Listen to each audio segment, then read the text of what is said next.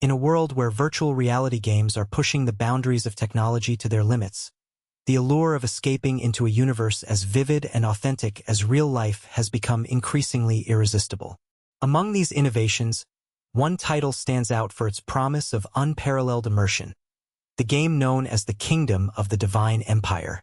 Its creators claim that players stepping into this digital domain will experience a life so realistic that it blurs the line between virtual and actual existence. This particular game is not merely about hack-and-slash adventures or collecting treasures. It offers its users the chance to indulge in extreme danger, fierce battles, and exhilarating freedom, such as soaring through vast skies on mighty wings. Players can take on any form they wish, even transforming into a dashing, bald character with a luminous head, and enjoy romantic weddings with captivating partners. The most compelling aspect is the game's advanced neural interface, designed to enhance health and vitality in real life, ensuring that every moment spent within its realms contributes positively to the player's physical well-being. At this very moment, in a quiet suburban living room, a man confined to a wheelchair is attentively watching a television broadcast about this revolutionary game. The news highlights an impending opening, a new world waiting to be discovered for all adventurous souls willing to step into this digital universe. For him, the promise is simple yet profound. An opportunity to live anew, to escape physical limitations and perhaps reclaim a semblance of the freedom that his body no longer permits. His name is Luke Hen, and he lives in close companionship with his sister. Their future together once seemed bright, secured by a promising career that assured stability and comfort. But life, unpredictable and unforgiving, altered their paths irrevocably. A devastating accident left Luke Hen immobilized and scarred, residual marks from the trauma he endured. The incident was so severe that even now, he bears the faint, unmistakable mark of Mike, a symbolic reminder of that life-altering event. His sister, having exhausted her savings and even accumulating debt, did everything within her power to save him. But despite her efforts, circumstances left her defeated, and she was unable to walk, her body permanently damaged, her mobility compromised. Now, she shoulders the burden of caring for her brother, her prospects dimming with each passing day. The community regards her with pity, perceiving her future as solely devoted to tending and supporting someone with a disability, a fate that saps her spirit and dims her hopes. Such realities weigh heavily on Luchen's mind. The psychological toll is undeniable. He despises the thought of being a burden, of living a life confined to the shadows, dependent on others' kindness. As he contemplates his bleak prospects, a fleeting thought surfaces, a desire to disconnect from the world and abandon hope. It is at this moment that his gaze falls upon the advertisement for the very game that might offer salvation. Intrigued by tales of neural cures that could restore lost abilities, he becomes captivated by stories of individuals who, after years of paralysis or impairment, regained full mobility through advanced neural treatments embedded within the game. The promise is tantalizing. Some players, even those who once lost their ability to walk or move freely, have reported complete recovery after immersing themselves in this digital universe. Without hesitation, Luke Hen decides not to abandon his chance. Instead, he opts to give this new world a shot, to see whether these claims hold any truth. At his modest home, his sister prepares a simple meal, leaving a message explaining she will work extra hours and won't be home till late. Luke Hen, with his limited funds, has scrimped and saved to acquire a second-hand virtual reality headset. It is a humble purchase, purchased on credit and with the hope that this gamble might bring a new lease on life. His sole expectation is that this experience will not disappoint him. As he dons the equipment, a virtual assistant materializes, a fully animated digital girl who greets him warmly. She prompts him to choose a username, and he, perhaps somewhat overwhelmed, types in a moniker that reflects his current mindset, "Only I am the savage." Almost instantly, the game begins. His avatar materializes in a rugged, wilderness-like realm designated as the Mortal Kingdom, a starting point meant for adventurers eager to explore. The digital girl encourages him to seize every opportunity that awaits him in this universe. But when he examines his character, he is bewildered. His avatar bears 2 claws and wolf-like features, an appearance he did not expect. In this game, customization options are expected. Yet, his character seems to have been assigned a savage, beastly form by the system. Fuming, Liu Kang curses the system, lamenting that he was sent into the game with such a primitive, weak-looking form. His character's class is the Weak Werewolf, a creature with a faintly elevated critical hit rate, thanks to a minor bloodline trait. It is hardly an impressive start, weak, unskilled, and seemingly ill-equipped for survival. The initial perception is grim. His avatar's strength appears negligible, and he doubts his ability to stand against the monsters and players he might encounter. However, then something unexpected occurs. As he observes the avatar's movements, he realizes that, despite his limitations, his character is capable of moving his limbs as if they were his own. The sensation is astonishing, a reminder that this digital body is, in fact, a reflection of his real self. With renewed determination, he pushes himself to stand and start running. The exhilaration is palpable. He even lets out a howl, a visceral outburst that surprises him. Soon, he notices a commotion nearby. A group of players and NPCs appears to be on high alert. Some within the community whisper of a dangerous wild beast prowling the area. Curious and cautious, Liu Kang's avatar charges towards the noise, instinctively ready for combat. The surrounding players notice the wolf-like figure and immediately mark him as a threat. A chorus of mockery and disdain ensues, with one player referring to him as a frightful abomination, and others giggling at his appearance. Yet Liu Kang, undeterred, perceives another layer of opportunity. When a group of players begins to antagonize him, he instinctively fights back. Despite his weak stats, he manages to land a few hits, inflicting minor damage. Observing the chaos he creates, some players are intrigued. Others see him as a target. Suddenly, the game's mechanics reveal that these players, who initially attacked him, are weaker than they appeared, and that this wild-looking creature might possess hidden strengths. One by one, they are drawn into a fight with him, and Liu Kang exploits this chaos, engaging in combat with surprising resilience. While he only deals minimal damage, he quickly recognizes that defeating these players grants experience points and valuable items, loot that could help him improve. He begins to farm these weaker opponents, gradually accumulating resources, weapons, and equipment, objects that had been purchased by the noobish players but which now serve as his bounty. The game responds to his actions. His statistics rise, his level increases, and his avatar evolves from the savage beast into a more formidable warrior. Though his reputation does not seem to improve within the game's ranking system, his combat skills and stats grow exponentially. Amidst the fight, he contemplates his own potential, realizing that this savage form might hold advantages. Unlike most players who need to select classes that limit their talents, his beastly state grants him unparalleled strength, more damage per attack, increased survivability, and a natural inclination for aggressive combat. Perhaps, he reasons, being a wild creature is not such a disadvantage after all.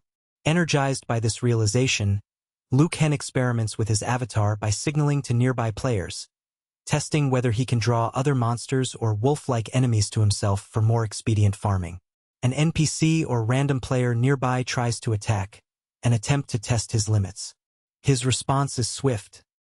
He retaliates, scaring off the attacker and earning some experience points in the process.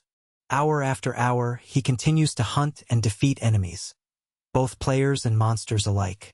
His mana reserves diminish, but he replenishes it with potions looted from fallen foes. With every kill, his strength surges. He starts to see himself in a new light, no longer dependent on circumstance or physical ability but empowered by this digital form. However, he is also aware of the darker side of his actions. His ruthless fighting and farming have made him a notorious figure, an avatar of chaos, feared and misunderstood. His reputation within the game's social fabric remains stagnant. He cannot advance in rank, yet his power burgeons. Still, he questions, if his avatar is so strong, why is he still confined to this virtual world? Is it only a game, or is there a deeper purpose behind these battles? As days pass, Liu Kang's confidence grows. He continues to develop his character, unlocking hidden talents and leveling up faster than he anticipated. The thrill of combat, the sense of power, and the opportunity to forge his own destiny keep him glued to the screen. The virtual realm offers him a chance to be more than a crippled man. It provides a battlefield where his will can be tested and his strength can be realized. Despite the grim beginnings, a new world, one filled with endless possibilities and challenges, unfolds before him. Within this universe, he finds a means to redefine himself beyond the limits imposed by his physical body. Every victory, every loot drop, fuels his determination and reinforces the idea that perhaps, just perhaps, this game can offer him the second chance he desperately seeks. The forest around Ling Chi was dense and shadowed, a silent witness to her every move.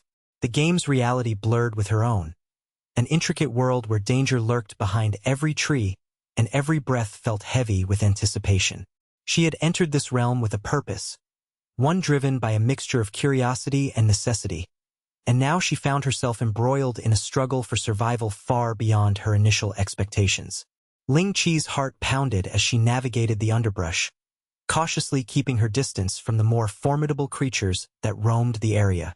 She knew that venturing too close to the newcomer zone could turn her into an immediate target for larger groups of players vying for dominance. Instead, she confined her efforts to hunting weaker monsters, gathering resources, and leveling up gradually, step by cautious step. In this virtual universe, her avatar had already begun to evolve. She was aware that once she reached certain milestones, her abilities would improve, critical hit chances would increase, her strength and agility would rise, and with each new level, new attributes would unlock, shaping her into a more formidable presence. Her objective was clear: to survive long enough to become stronger and unlock the secrets of this digital wilderness. As she moved through the foliage, Ling Chi kept an ear tuned to her surroundings. The game's interface often displayed real-time updates about her status, her current level, health, mana, and other vital stats. Her level was now at 2, having successfully defeated several low-level monsters and collected a handful of talent-enhancing items along the way. The thrill of combat was addictive. Each victory boosted her confidence and deepened her curiosity about where all this might lead. She pressed on, aware that each creature she vanquished brought her closer to the next level. Her recent success in dispatching level 1 wolves had been straightforward, thanks to her quick reflexes and strategic use of potions. Yet the real challenge lay ahead, confronting higher-level enemies that required more cunning and firepower. Despite her modest progress, she was determined to push further, to see how deep into this digital world she could go. In a fleeting moment of reflection, she remembered the promotional video she had watched before starting the game. It showcased massive battles and legendary loot, promising that the game was in its early days and teeming with opportunities. The population of newbies in the safe zone, her current restricted area, had already exceeded 8,000 players. The wilds outside were vastly more dangerous but also far richer in treasures and possibilities. Word had spread quickly. This game was becoming a popular battleground for adventurers eager to carve out their destiny. The wild landscape offered a different life, one free of restrictions, where she could hunt without fear of prying eyes or interruptions. The thrill of the hunt was invigorating, especially when she encountered members of her own kind, fellow monsters and beasts she would have once considered adversaries. Now, she saw their potential value, perhaps even allies in this treacherous realm. Suddenly, she spotted another creature, an imposing, muscular werewolf with a commanding presence. Her eyes narrowed as she assessed the challenge. Although it was larger and more formidable than the level 1 wolves she had defeated before, she saw this as an opportunity. Her instinct told her this was exactly the kind of opponent she needed to test her growing strength. The confrontation was inevitable. She remembered she had some potions, a stockpile she had accumulated, and she prepared herself by drinking a few to enhance her durability. With her agility, she swiftly closed the distance, launching her assault. The creature responded with lightning-fast strikes, its claws slashing through the air with deadly precision. Ling Chi's heart beat faster as she narrowly dodged a swipe, retaliating with everything she had. Her attacks caused piercing damage, but the beast's retaliatory blow hit harder, dealing about 12 damage points. All the while, she was aware that she needed to stay cautious. Her health was limited, and each mistake could be her last. For 5 minutes, the fierce clash continued. The wolf's speed and power proved a significant obstacle, yet her persistence paid off. With a final decisive strike, she felled the beast. Victory came not just with a feeling of triumph but also with a tangible reward, a rare item that would enhance her talents. She gained over 20 experience points, enough to level up her skills and improve her chances of critical hits. Breathing heavily, she examined her new statistics. Her critical hit rate had increased from 3% to 6%, a promising sign of her growing prowess. She realized that to evolve further, she would need stronger targets. The system indicated she'd require hundreds of resources, specifically EMS, to upgrade her attributes, meaning she would need to hunt more powerful enemies, those of at least level 2 and above. Between battles, she scoured the area, identifying the spawn points of higher-level monsters. When a level 2 werewolf appeared, she was quick to recognize it. These creatures were stronger and faster but also worth more in terms of loot and experience. Her eyes narrowed as she prepared for another fight, yet she remained confident. Her recent success had sharpened her instincts. She charged at the second beast, weapons ready. The fight was intense but brief. Her attacks, aided by her increasing agility, brought down the creature with ease, earning her more experience and a new item, a dull gray dagger, the lowest quality, yet an improvement over her previous weapon. She remembered the shopkeeper's words. She could sell it for 300 swans and decided to list it for $35, understanding that in these early days, earnings would be modest. Her news feed chimed softly as her item sold almost immediately. The system confirmed the transfer of funds. She had received the money and was now officially less a loser brother and more a potential survivor. The realization filled her with renewed determination to keep hunting, to push her limits further. Her journey through the wilderness then accelerated. In just 20 minutes, her level had risen to the 3rd. Her attributes improved noticeably as she defeated additional level 1 monsters, though she faced a growing problem. These weaker enemies no longer provided significant experience or EMS. It was clear that to progress faster, she needed to challenge stronger foes. She quickly located a spawn point of level 2 creatures, muscular, cunning, and dangerous. She was prepared this time, knowing exactly where they appeared. When she arrived, she launched a swift attack, taking advantage of her leveling experience to land a punch that caused about 9 damage. Her opponent, a level 2 wolf, was faster and more aggressive, striking back with even more speed, dealing 12 damage in return. Realizing her tactics had to adapt, she continued using potions and dodging as she fought. The battle lasted nearly 5 minutes, but she finally overcame the beast. Her reward was a high-quality talent enhancement item, giving her over 20 experience points, a significant boost that promised her further growth. She examined her stats after the fight. Her critical damage chance had increased to 10%, a promising development that set her apart from many other players who had yet to develop such talents. Yet she knew her progress depended on hunting tougher enemies, those that would sustain her needs for experience and resources. Her focus then shifted to a particularly impressive, muscular werewolf, a creature that towered over the others. She felt a thrill at the prospect of facing this challenge. Her intuition told her it was exactly what she needed to advance. With her confidence boosted by previous victories, she approached, ready to test her skills. The fight began with fierce exchanges. She managed to cause about 8 damage with her strike, but the creature responded with a 12-point blow, warning her that this opponent was dangerous. She relied heavily on her potions, drinking them strategically, dodging attacks, and staying creative under pressure. The battle stretched into 5 intense minutes. Fatigue crept in, but her perseverance paid off. With one final combo of attacks, she succeeded in defeating the creature. Her loot included an item, a dull gray dagger, that was of low quality but an improvement over her prior weapon. She considered selling it again, calculating her potential earnings. The item sold swiftly, and she confirmed the transfer of money, feeling a surge of joy and hope. This newfound confidence led her to continue her relentless pursuit of stronger prey. She ventured into a more dangerous zone, where the elite werewolf leaders roamed. Her goal was to find a creature truly worthy of her growing strength, a challenge that would push her beyond her current limits. She spotted a towering, muscular werewolf, far more intimidating than the others. Her instincts told her this was precisely what she needed.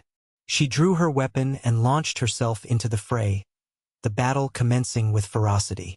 Her attack inflicted about 8 damage points, while the creature retaliated with 12.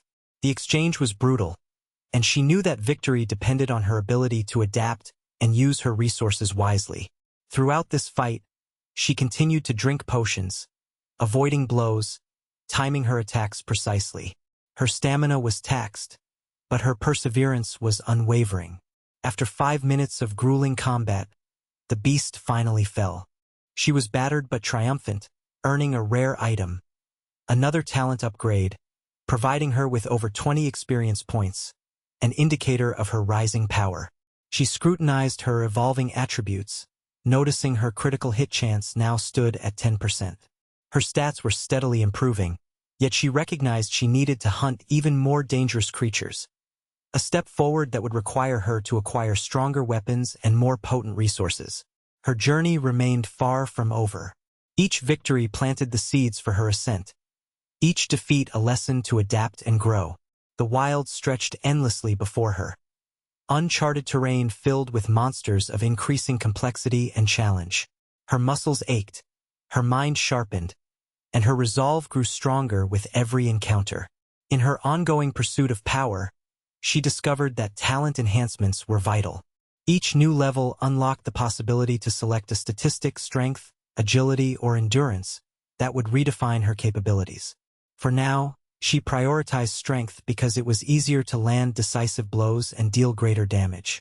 She observed that, with each choice, her avatar's appearance subtly changed, her body taking on a slightly different form, her name prefix evolving to reflect her growth. Her journey was a testament to relentless determination. Every monster she felled, every item she acquired, and every level she gained propelled her further into this digital wilderness. She was no longer merely a player. She was becoming a force to be reckoned with, a creature forged in the inferno of combat and survival. Yet, as she delved deeper into the game's secrets, she knew the most formidable challenges awaited. The higher-level monsters were cunning and dangerous, requiring more than just brute strength. They demanded strategy, patience, and an unyielding spirit. And so, her quest continued, an endless voyage into a world that pressed her to her limits and beyond. In this digital universe, she was forging her destiny, one victory at a time, one challenge at a time, each step bringing her closer to mastery over her own fate. The journey was far from over, but her resolve was unbreakable. She would fight, learn, and grow until she became a legend, and nothing could stand in her way.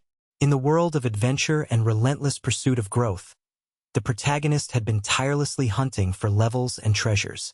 After a significant period of combat and exploration, he reached a juncture where he decided to sell 5 of his trusty club-like weapons, each valued at $40. The weapons had already advanced to the 4th level, marking a considerable milestone in his journey.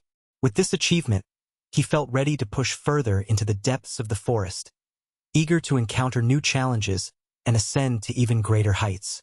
Suddenly, a notification appeared on his screen, confirming that every item he listed for sale had been snapped up instantly. The transaction had yielded him more than $20,000 in merely a minute. The exhilaration was instant and palpable. Excited beyond measure, he began planning how to put his newfound wealth to good use. His first thought was to purchase fresh clothing for his sister, a gesture to bolster her spirits and comfort her amidst the hardships they faced.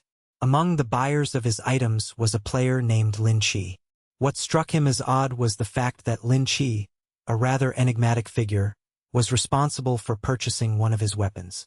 The peculiar thing was that Lin Chi appeared to be a rogue character, a wild and unpredictable player, which made his ownership of such a high-level weapon intriguing. Curious, the protagonist opened the in-game regional player window, expecting to find some familiar name or at least a notable presence. But to his surprise, there was no record of Lin Chi within the top 500 players or anywhere else in that region. Even a comprehensive search within the entire leaderboard yielded nothing. The realization dawned that Lin Chi was probably operating on an alternate account, an account designed to transfer items covertly and bypass typical visibility.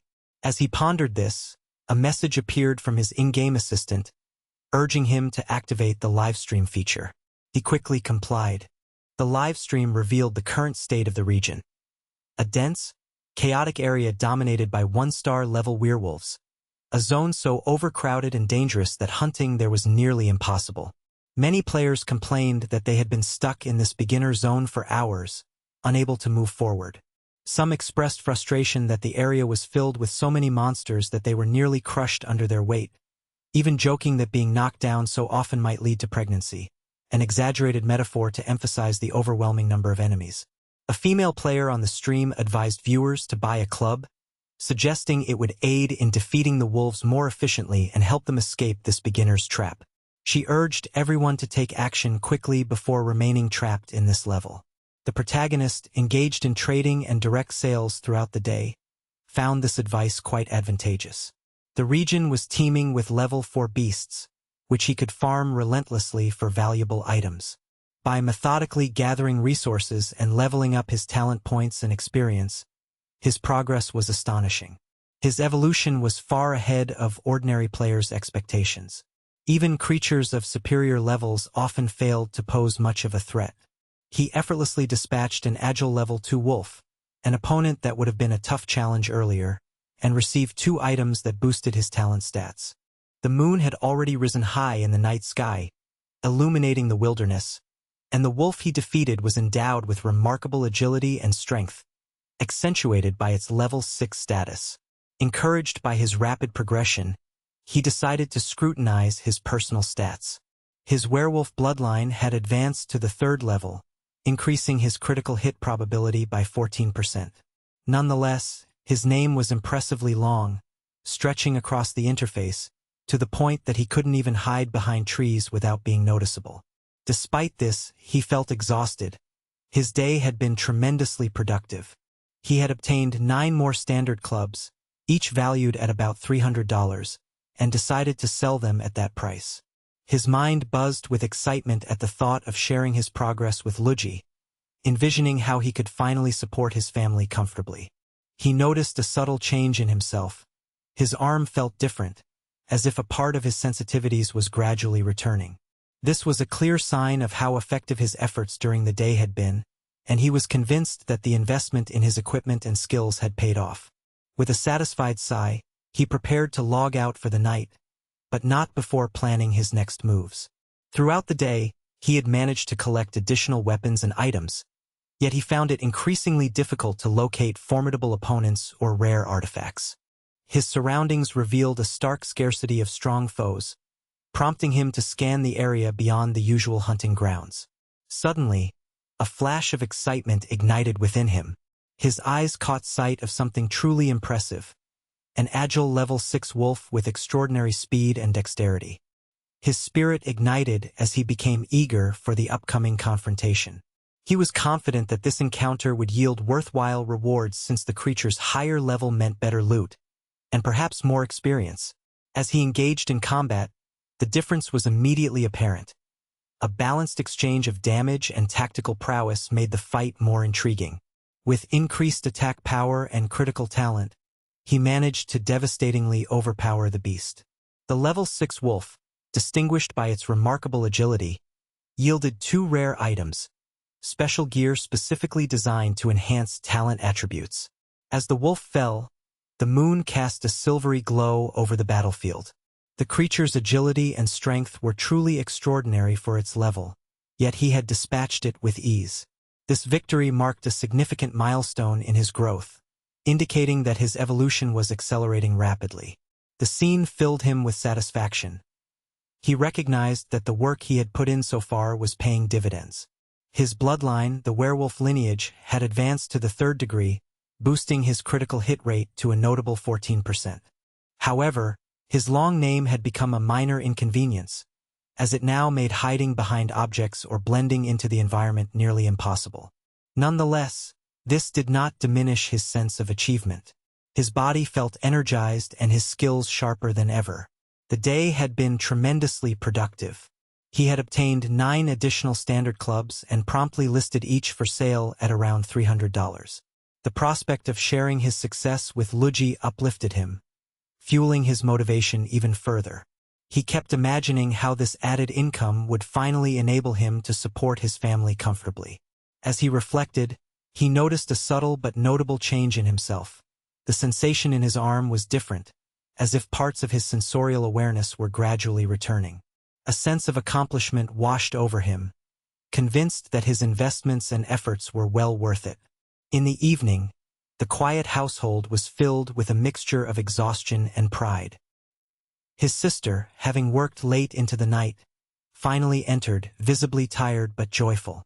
She had been gone for a while, and upon returning, she shared that she had earned a significant sum of money. He asked her about her day, noticing a faint smell of alcohol.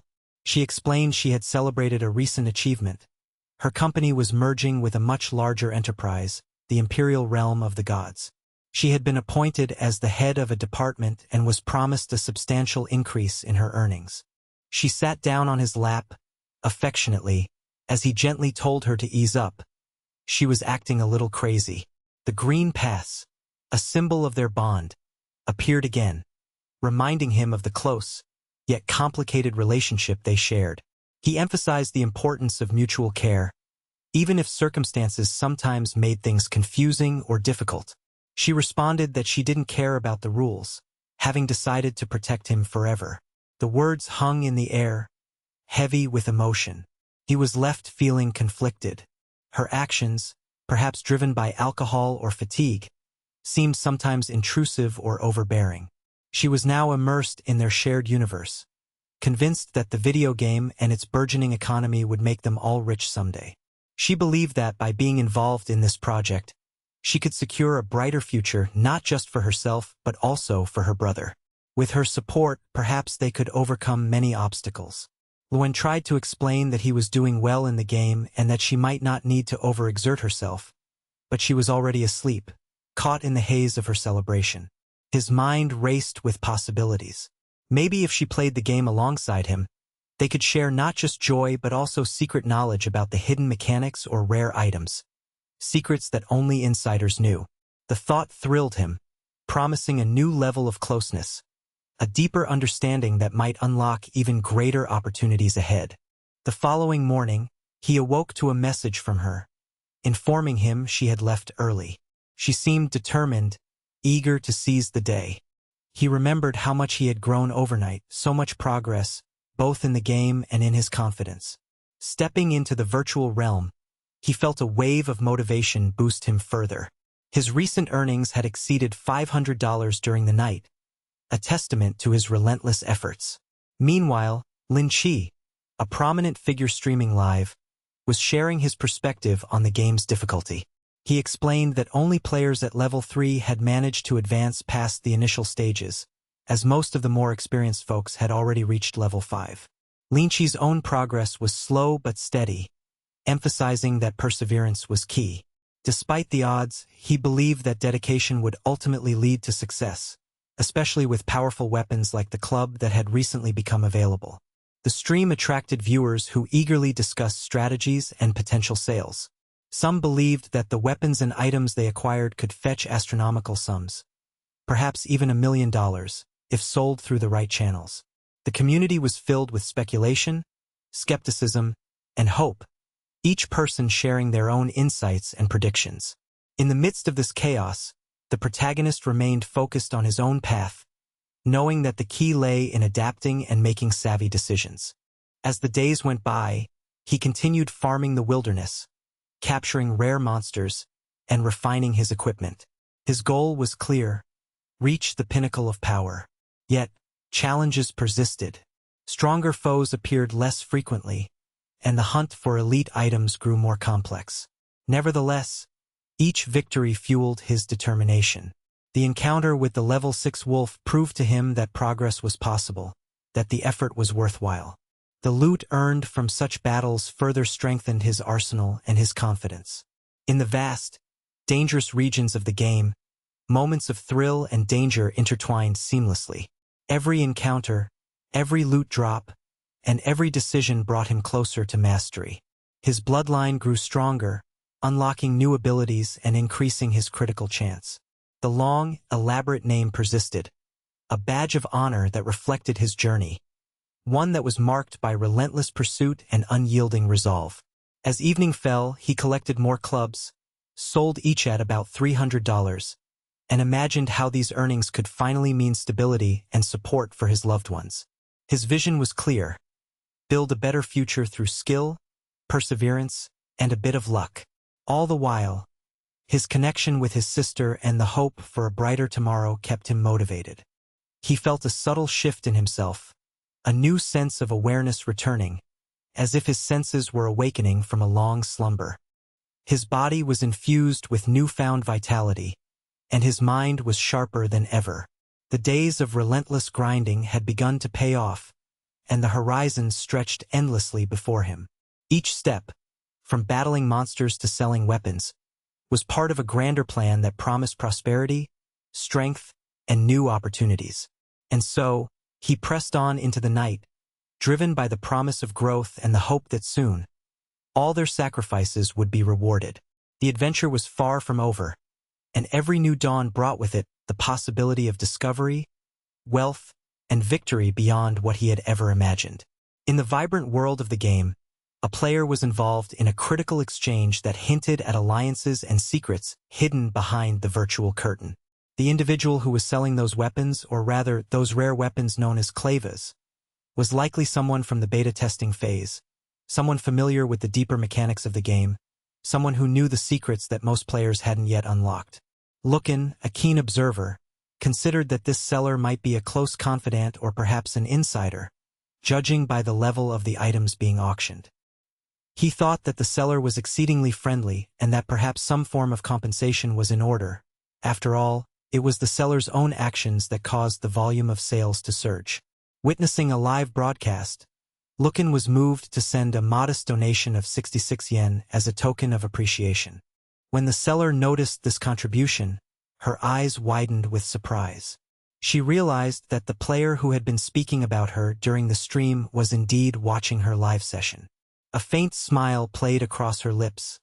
She understood that her presence was not unnoticed.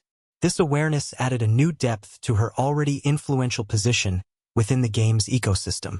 Meanwhile, our protagonist continued his relentless pursuit of the wolf species, a task that had become almost routine for him.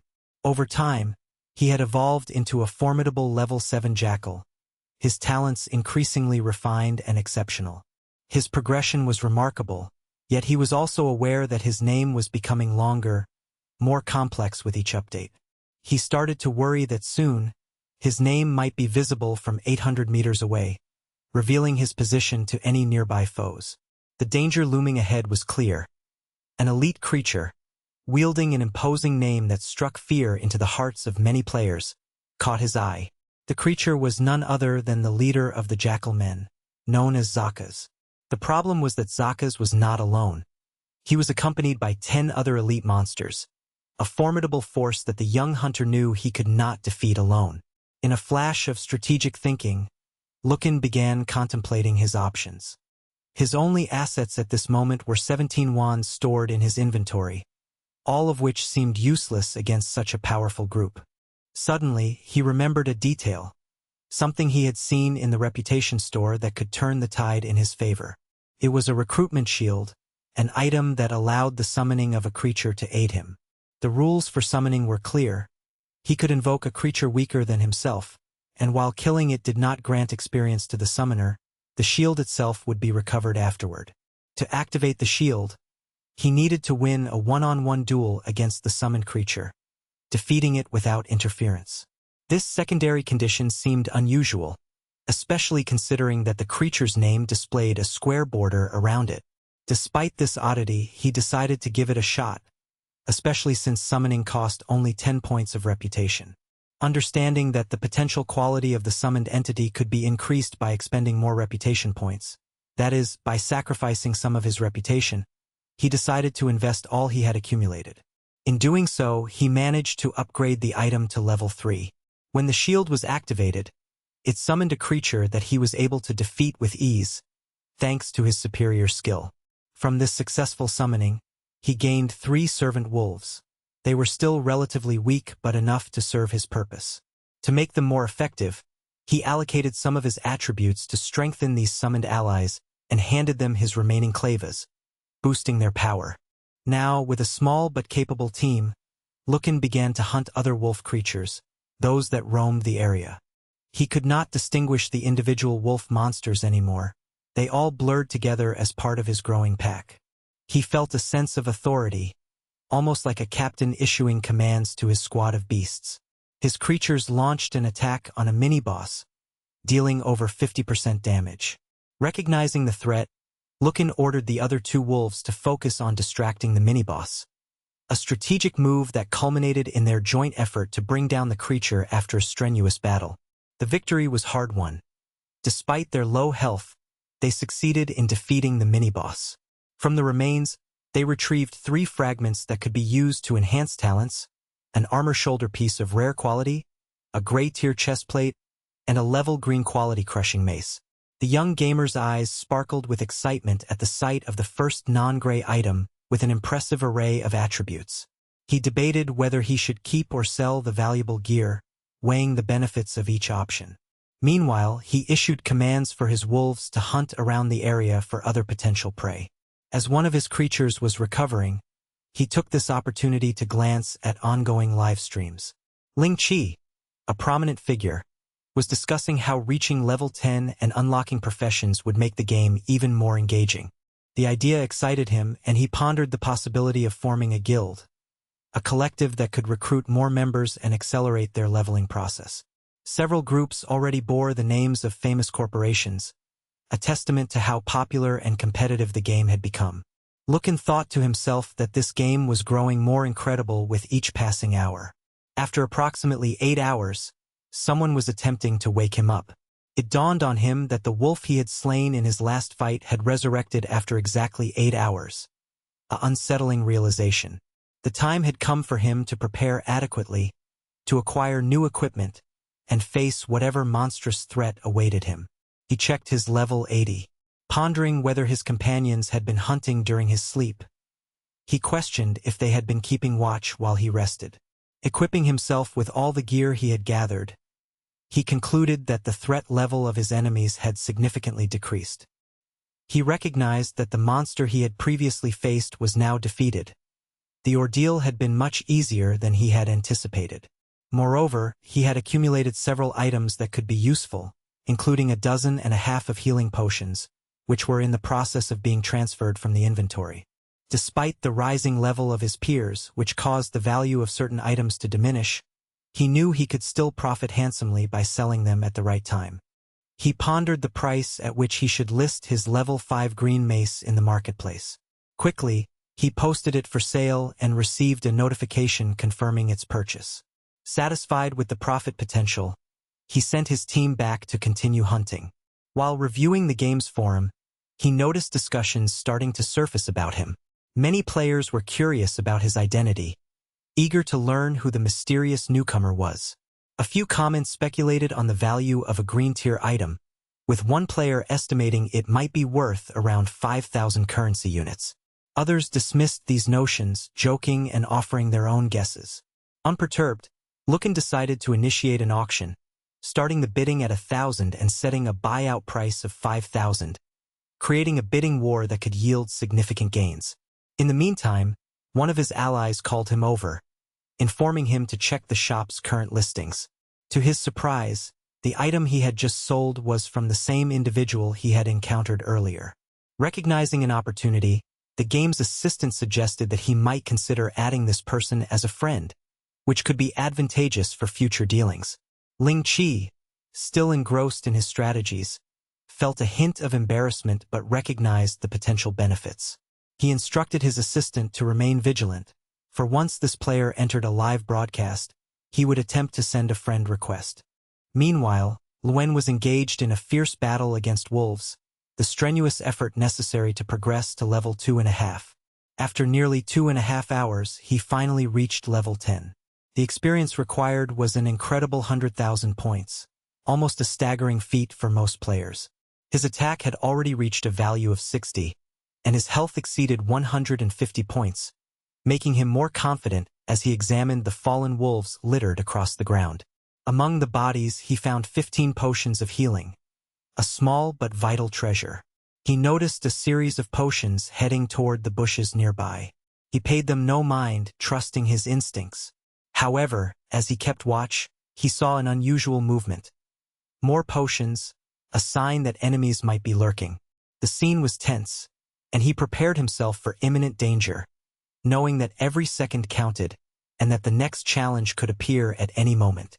The game world was alive with chaos and opportunity, and every decision could mean the difference between victory and defeat. His journey was far from over, and each new encounter only added to the thrill of this immersive virtual universe. In the ever-shifting landscape of the virtual realm, our protagonist embarked on a journey filled with peril and discovery. Despite his humble beginnings and the myriad challenges ahead, he was determined to carve out his place in this digital universe, seeking strength, wealth, and recognition. His story unfolds amid encounters with formidable foes, alliances forged in battle, and moments of introspection that reveal his evolving character. It all started during a routine quest, one driven by greed and the hope of substantial gains. The purpose was clear: to hunt valuable monsters and accumulate riches. As he moved through the dense landscape, he observed other players, enthusiastic yet overconfident, believing they could easily conquer the next big boss. These players, armed with elaborate armor and formidable weapons, approached their target with high hopes. One of them, overestimating his strength, warned others to be wary of the creature's defenses, particularly the sturdy armor on its shoulders and its deadly weapon, which was said to be immensely powerful. Our hero, quietly observing from his vantage point, pondered whether this creature truly qualified as a boss, noting that its appearance seemed a bit too ordinary for such a title. Nonetheless, before he could dwell further on the matter, a wave of adversaries advanced toward him, eager to claim victory and riches. They shouted about how their combined efforts would surely lead to a hefty reward. The young woman among them, always polite and composed, questioned whether the boss was truly prepared for battle, to which the leader confidently affirmed. He believed that even a savage beast was within their reach, and he rallied the group to attack without hesitation. The first strike was swift. The boss, standing tall, received a blow to the head, reducing its health points by a small fraction. The beast appeared momentarily stunned, despite its formidable aura, and the unexpected blow left the group confused. Their collective thoughts turned to their stamina and resources, questioning how many hits would be needed to bring the creature down. A girl named Ryu, known for her calm demeanor, urged her comrades to relax, reminding them that they possessed a multitude of potions. Each potion was capable of restoring a small amount of health, roughly 10 points, over a span of 10 seconds. The plan was to keep attacking while healing gradually, sending forward the strongest member whose health was full, hoping that the relentless assault would eventually succeed. Yet, as the fight ensued, the beast retaliated fiercely, dislodging the group with powerful blows and forcing them to retreat momentarily. Despite their efforts to strategize, the monster dispatched with relentless vigor. It had accumulated an astonishing number of potions, mainly obtained from the girl Ryu, further emphasizing its resilience. The gang, now battered and exhausted, realized they faced a foe tougher than anticipated. They understood that brute force alone might not suffice. Perhaps they needed to reconsider their approach or find a way to exploit its weaknesses. Meanwhile, the scene shifted from the chaos of the battle to a sleek, high-tech corporate environment. The scene now focused on a virtual gaming company called Hangchen Technology, where a group of executives and players seemed engaged in the same digital battles. Interestingly, they had been participating in the game, investing real money hoping for gains. However, their efforts had been thwarted by the formidable Wolf, a nickname for the player known as the Solitary Savage. The company's boss, a visionary leader, urged his team not to lose hope. His perspective was clear: They needed to strengthen their characters, upgrade their equipment, and then return to fight again. His curiosity was piqued by the mysterious savagery of this lone wolf who had defeated a powerful boss that had slaughtered countless players.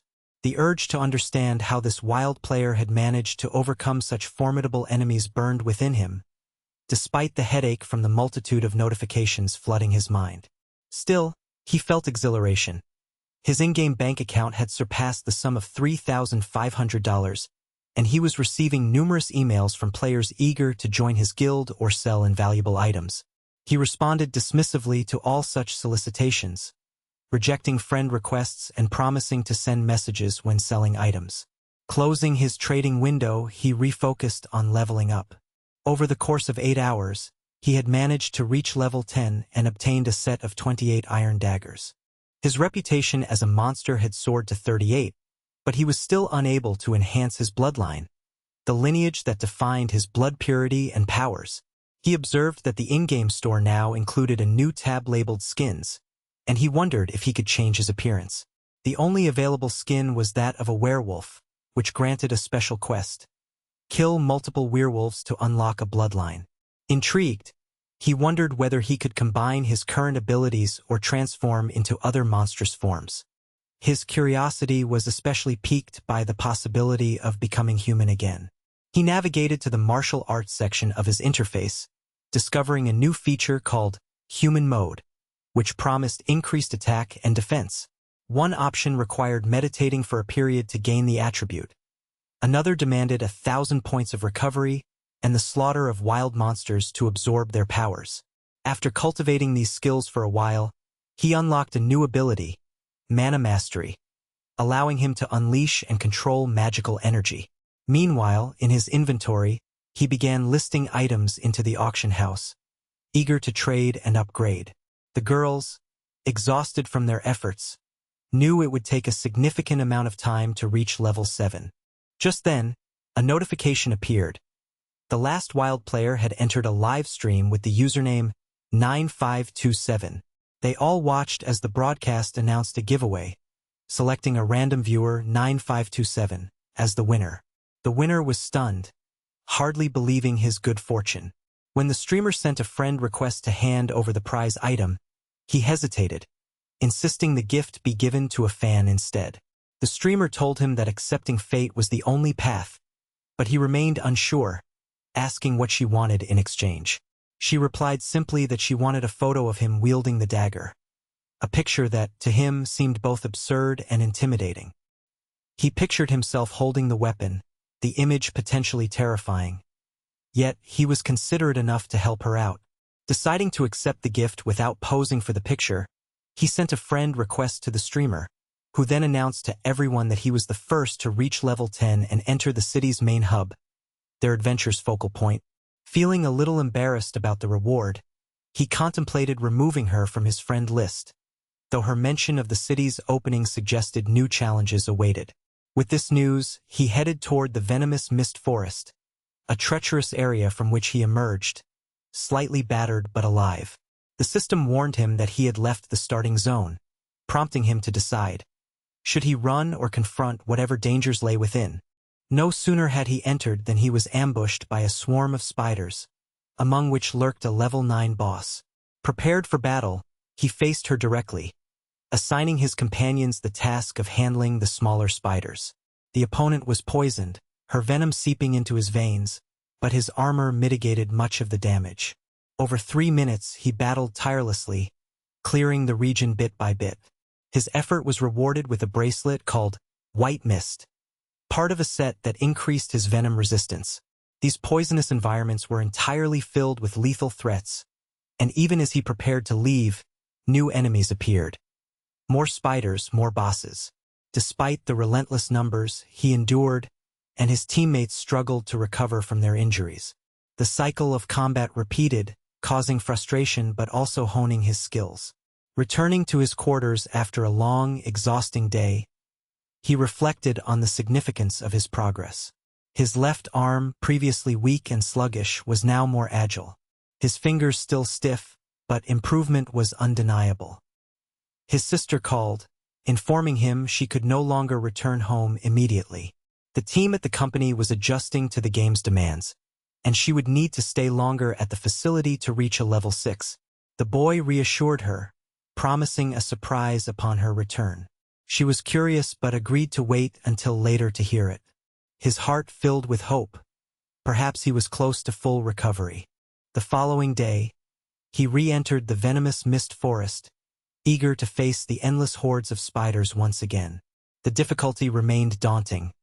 Nearly infinite swarms blocked his progress, and he watched helplessly as 2 subordinates fell in combat. Panic rose as he fought to stay alive, mending his wounds with potions and strategic retreats. Driven by determination and grief, he returned to the lair of the spiders, vengeance fueling his assault. This time he brought all his strength to bear, defeating enough of the creatures to face and eliminate the true boss, an elite level 10 spider boss. The encounter was fierce, but he managed to overpower her. Triumphantly, he received a reward, a set of powerful items, including venom-resistant gloves and a collar, all of which he equipped eagerly. His appearance became more imposing, confident that these enhancements made his farming of elite monsters easier. Yet, the danger remained. These powerful monsters reappeared with extraordinary speed, testing his resilience anew. But now, with higher strength and better gear, he was more prepared. His attacks grew more precise, his damage output increased, and his chances of victory improved. As he continued to slay more spiders, his skill and talent grew. His critical hit chance rose to nearly 20%, a testament to his relentless efforts. Over 1,000 spiders slain, he unlocked a new talent, Venom Infusion. All of his attacks started dealing damage over time, reducing health points by 1% each second for 5 seconds. Recognizing its value against high-health enemies, he upgraded this talent, spending reputation points to level 3. With each enhancement, his power increased, making him an even more formidable hunter in this dangerous world. And his story was just beginning to unfold amidst the endless battles and enigmatic mysteries of the game universe. In the midst of his journey through the virtual realm, Lin Chi found himself pondering the strange transformations and evolving challenges that each day brought. It was a world where the boundaries between reality and fantasy blurred, where survival hinged on wit, skill, and a touch of luck. Today, however, things had taken a bizarre turn. His character, once fully human, now bore a grotesque hybrid form, a nightmare stitched together from half-wolf and half-spider, a monstrous amalgamation that looked oddly unsettling. Despite the grotesque appearance, this hybrid form granted him remarkable agility. Lin Chi's movements were sharper, faster, more fluid than they had been earlier. Yet, deep inside, he knew appearances mattered little. What he truly needed was a cosmetic skin, a visual upgrade, to mask this ridiculous facade and restore some semblance of normalcy to his avatar. The day had been productive, filled with battles, strategic planning, and preparation for what lay ahead. Now, as dusk approached and the virtual sun dipped beyond the horizon, Lin Chi decided it was time to leave the dangerous zone. He was eager to escape the chaos, to bring his focus back to his main objective. Meanwhile, his fellow players, those dedicated to acquiring items, crafting weapons, and gaining experience points, had experienced a rather quiet day. Their shop inventories were sparse because Lin Chi hadn't put anything up for sale earlier. They were a little disappointed because the day's sales had been non-existent. Save for some poison resistance potions he intended to sell when more players arrived in that region. This particular zone, rich with monsters and treacherous enemies, was quite central to their survival strategy. When new players reached the land of the boss, an infamous werewolf creature, trouble was inevitable. Lin Chi watched the increasing number of adventurers approaching the boss area, urging caution among his group. Despite the danger, he encouraged everyone, emphasizing that defeating the boss would make them the strongest team on the server, a feat that would etch their names into the game's history. Not long after, a secretary approached Lin Chi with urgent news. She pointed eastward, where a colossal monster was looming, claiming to have come to rescue the captives called the Zakas. The players were baffled by the monster's name, wondering why it was so enormous and why it moved with such incredible speed. They quickly scrambled to devise strategies for defending themselves, planning to use potions and weapons, some considering sneaky tactics, hoping to have a chance against this formidable foe. However, one of the players dismissed the situation with a light-hearted comment about the monster's enormous name, joking that it was amusing but probably a death sentence for anyone foolish enough to challenge it. As the monster approached, it became clear that the creature's strength was overwhelming. Its attack power was immense, and even the most cautious players watched in horror as their efforts crumbled before this behemoth. With a fierce roar, it unleashed a devastating strike. A reckless attempt to attack was met with a brutal counterattack that caused minimal damage, less than 1 point of damage, indicating how resilient it was. The two girls fighting alongside Lin Chi quickly realized that this monster possessed over 2,000 health points, rendering their current weapons and attacks ineffective. Yet, hope and determination persisted among the players. They refused to panic, reassured each other, and believed that this creature was only a formidable tank, something they could eventually overcome with patience and coordinated effort. Suddenly, their confidence waned when the monster struck a blow with one of its massive spider legs, inflicting 60 damage points and applying poison status. The damage was significant enough to cause shock among the group. Their friend, who had only 250 health points, was struck down instantly, a tragic loss in the midst of the chaos. Lin Chi watched in horror as his ally disappeared in an instant. The loss was devastating. Luen, another member of the team, yelled out in alarm, demanding to know what everyone was waiting for. The battle had turned chaotic, with chaos reigning as everyone was thrown into the air and battered by the beast's relentless attacks.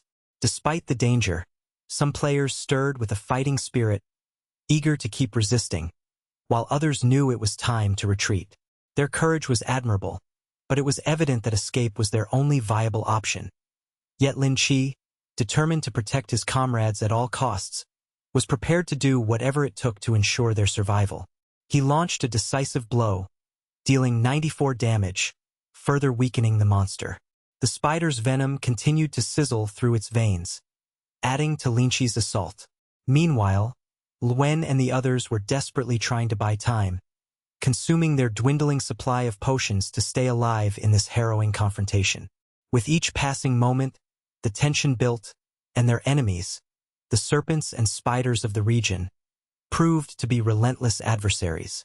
The players fought valiantly, but exhaustion was creeping in after nearly 2 hours of continuous combat. Eventually, Lin Chi made the decision to retreat for the night, exhausted and battered but still alive. He returned home, falling into a deep sleep, dreams filled with the images of the battle and the monstrous creatures he had faced. The next day, he logged back into the game, eager to re-engage with the challenges that awaited him. Surprisingly, his loyal wolves, his constant companions, had continued to hunt even as he had logged off. They had not returned to the safe house or abandoned their duties. Through these relentless pursuits, Lin Chi's team had reached level 9 once more, a testament to their resilience and strategic prowess. The monsters within the forest had become more cunning. They displayed behaviors suggesting higher intelligence, such as coordinating their attacks and even taking turns to recover health. This was a fortunate development for Lin Chi, as it meant he could focus less on constantly leveling up the creatures and more on planning his next moves.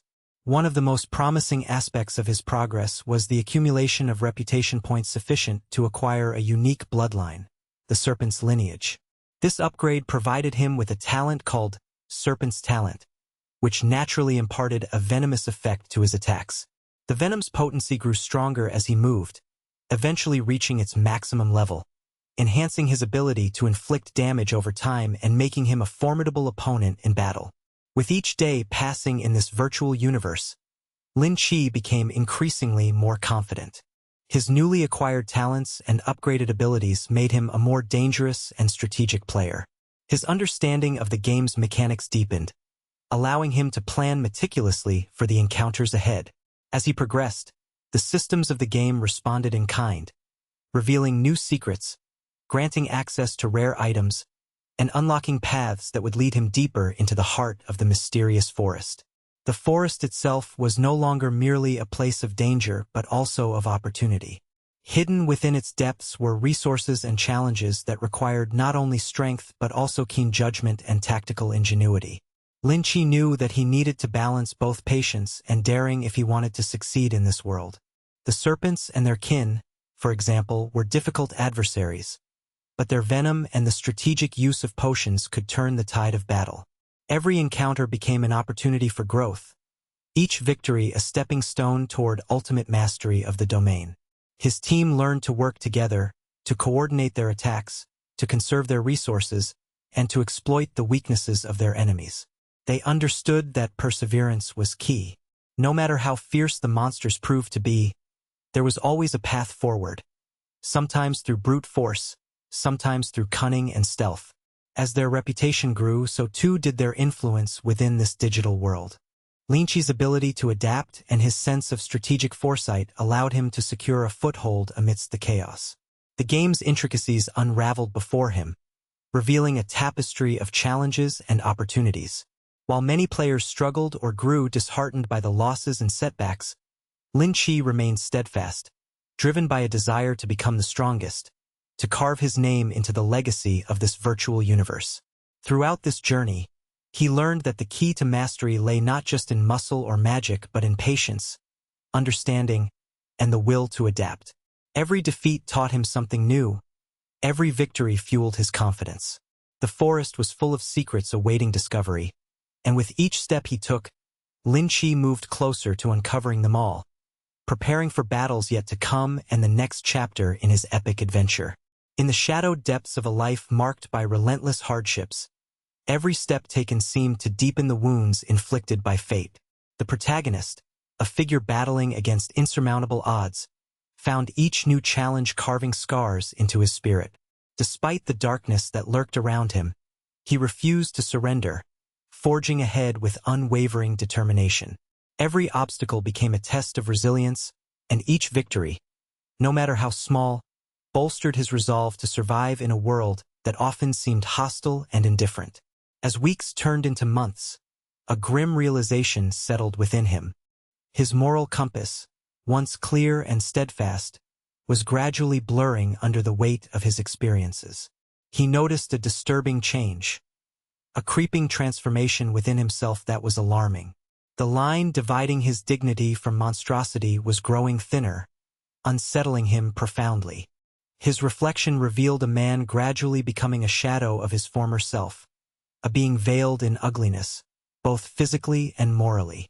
The recognition that he was spiraling down the path of the grotesque stirred a profound sense of despair. Yet, amid this internal chaos, a vital truth persisted. The only way forward was to find strength, to become stronger in the face of adversity. One pivotal moment brought new clarity. An assault from a formidable foe dealt him a significant blow, precisely 93 points of damage. The attacker's weapon applied not just one, but two deadly toxins. One toxin lingered for 5 seconds, slowly sapping vitality, while the other persisted relentlessly for a full minute, progressively increasing its destructive potency as the target moved. This dual affliction was a strategic move, designed to wear down the opponent over time, forcing him into a desperate battle of endurance. The enemy took the offensive, announcing plans to venture into the sprawling forest for a hunt. With coordinated precision, the creature and its fellow beings, a pack of wolves, continued their relentless farming, gathering resources, experience, and strength. After pushing their limits and fighting their way through the woods for some more time, they finally managed to break free from the confines of their hideouts. Yet their victory was short-lived. Hidden in the darkness of the forest, they encountered a nightmarish terror, the round web mistress, a creature of legend whose name was Evelyn Sire. This boss was a formidable level 12 entity, known among players as the Queen of Poison. Her reputation was ominous, and her presence alone struck fear into the hearts of even the bravest adventurers. Her status as a boss guaranteed her a prized item, an unmissable reward for defeating her.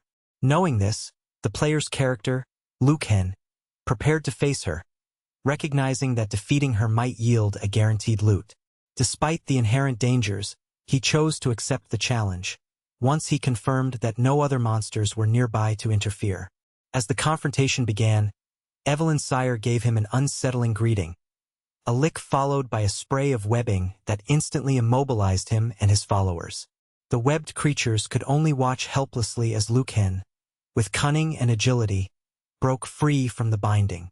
The crowd of minions remained trapped, their attempts to move thwarted by the sticky webs, rendering them helpless.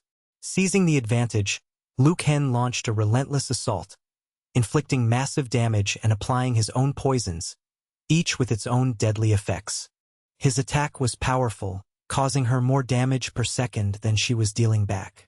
The boss, with a large pool of health, significantly more than his, began to show signs of wear, her speed and attack capabilities diminishing as the poison took its toll. Her dwindling mobility became a double-edged sword. While she was weakened and slowed, she still remained dangerous, capable of escaping if she chose to. Her best option was to let the venom eat away at her, buying time until her health was depleted. Amidst this chaos, the wolf packs that had been immobilized earlier managed to break free. They charged back in, trying to support their mistress. However, Evelyn's sire, ever cunning, anticipated their movement. Turning back swiftly, she again ensnared them in her web, immobilizing her adversaries once more. Recognizing this pattern, Lucan understood that her immobilization spell died as soon as her enemies attempted to move. Capitalizing on this, he pressed his attack, focusing on her and exploiting her momentary vulnerability. Realizing that a prolonged battle was dangerous, Lucan formulated a strategic plan to whittle her down through sustained damage. For half an hour, he persisted with his assault, gradually reducing her health. The effort paid off and finally, she succumbed. The victory was rewarding. He collected a bounty of items, including 2 rare 4-star materials, a set of green-quality equipment, and a blue-tier recipe for crafting an impressive helmet, laden with stat bonuses and strategic skills. This armor provided substantial defense and versatility, its potential value in terms of resale beyond immediate comprehension. Having acquired her loot, Lucan pondered the worth of those items.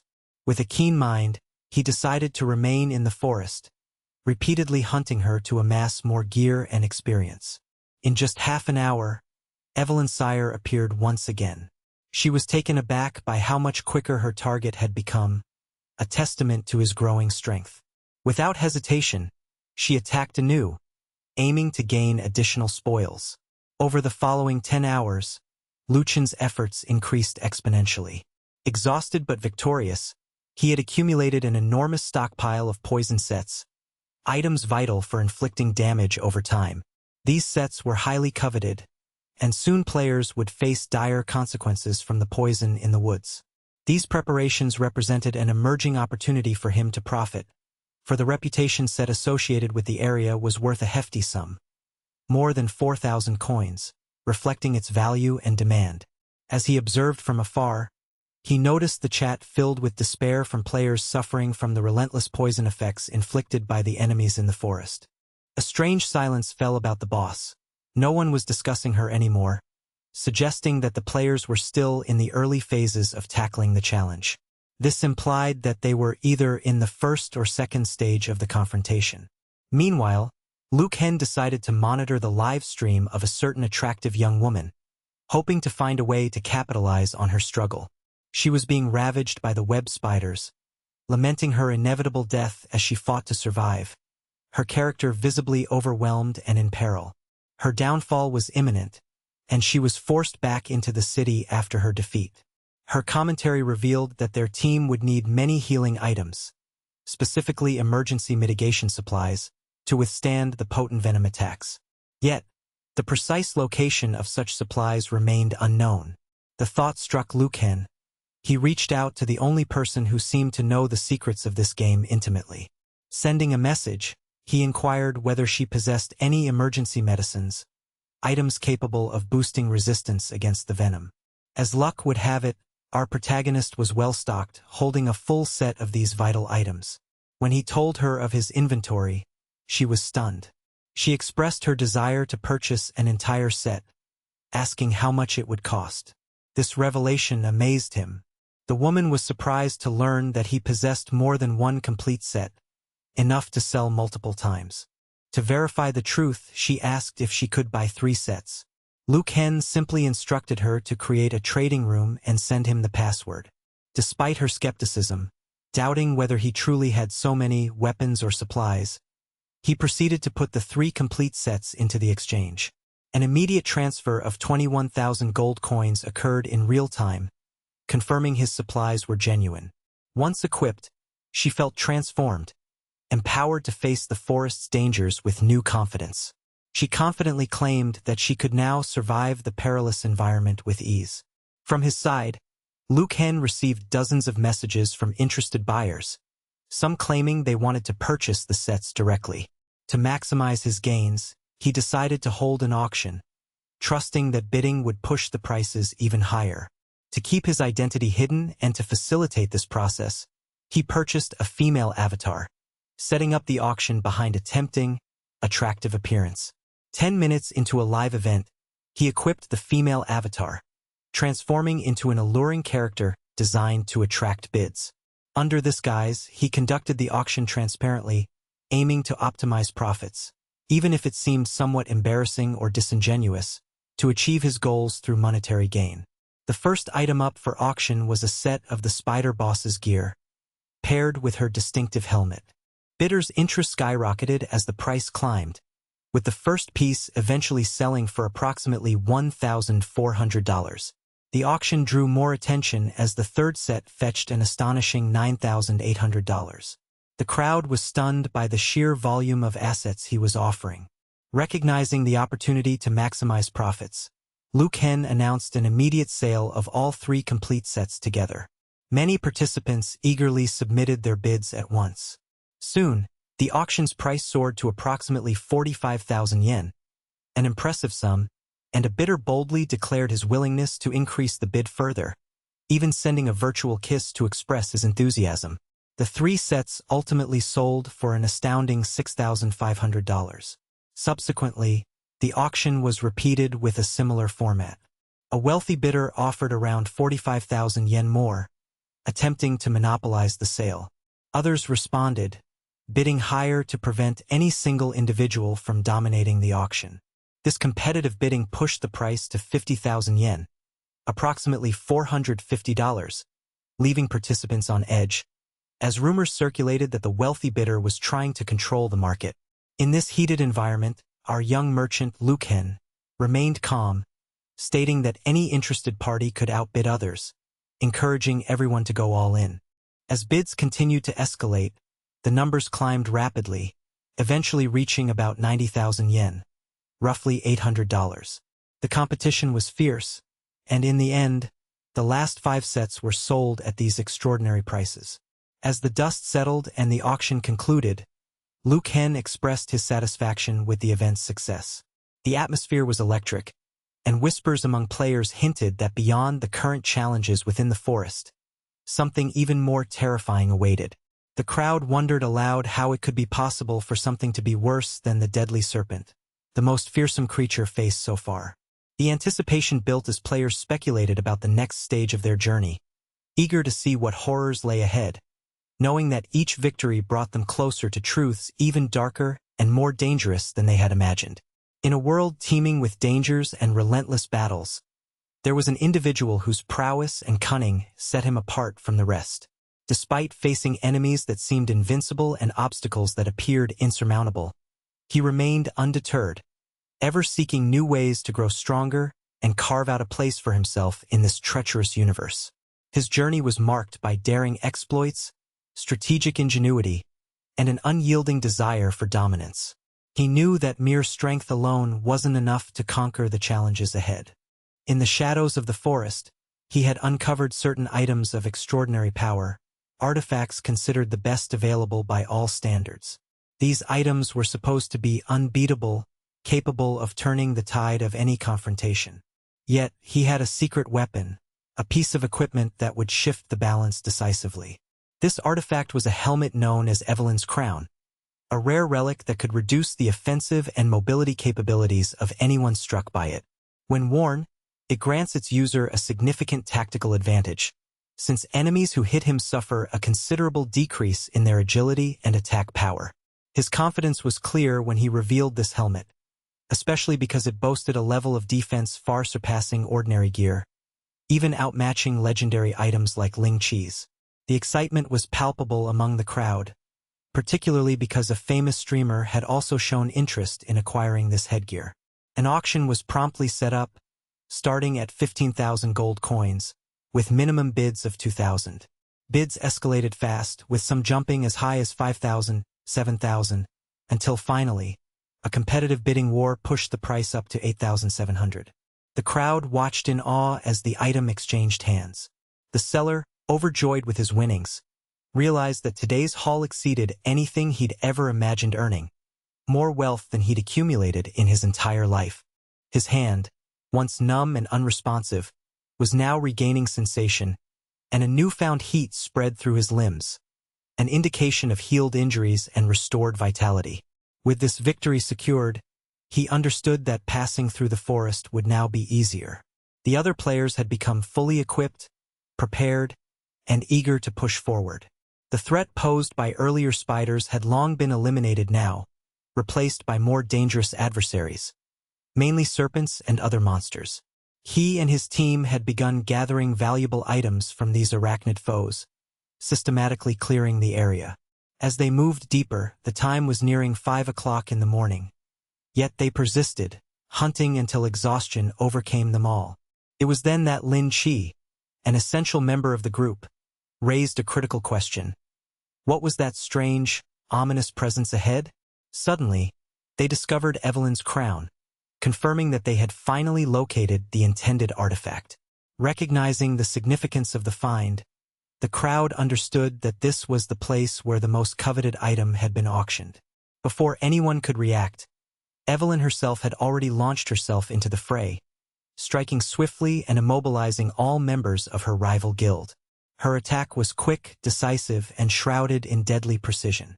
The next morning, our protagonist awoke with a sense of awe. Reflecting on the encounter, he admired Evelyn's courage in daring to face her enemies directly. Her mastery of controlling groups and his admiration grew. Her skills in crowd manipulation could teach him much. Eager to improve, he decided to purchase a new item that, just yesterday, had cost 1,000 gold coins, but today was valued at double that amount. He was undeterred by the price increase, simply acquiring it before it could rise further. Using this item, he activated it against his leader, gaining her unique ability. However, he knew that to fully utilize this power, he would need silk webs, material that was essential for casting her skill effectively. He summoned his friends, and together they prepared for battle. 10 minutes later, they found themselves at a crossroads, either heading toward the city or venturing into the mountain of beasts. Considering his current status and objectives, he chose to explore the mountain, sensing its potential for gaining rare and powerful creatures. The region was vast beyond expectations, so he dispatched his summoned creatures to scout while he did the same. As they explored, they encountered numerous different species of monsters, some familiar, others strange and new.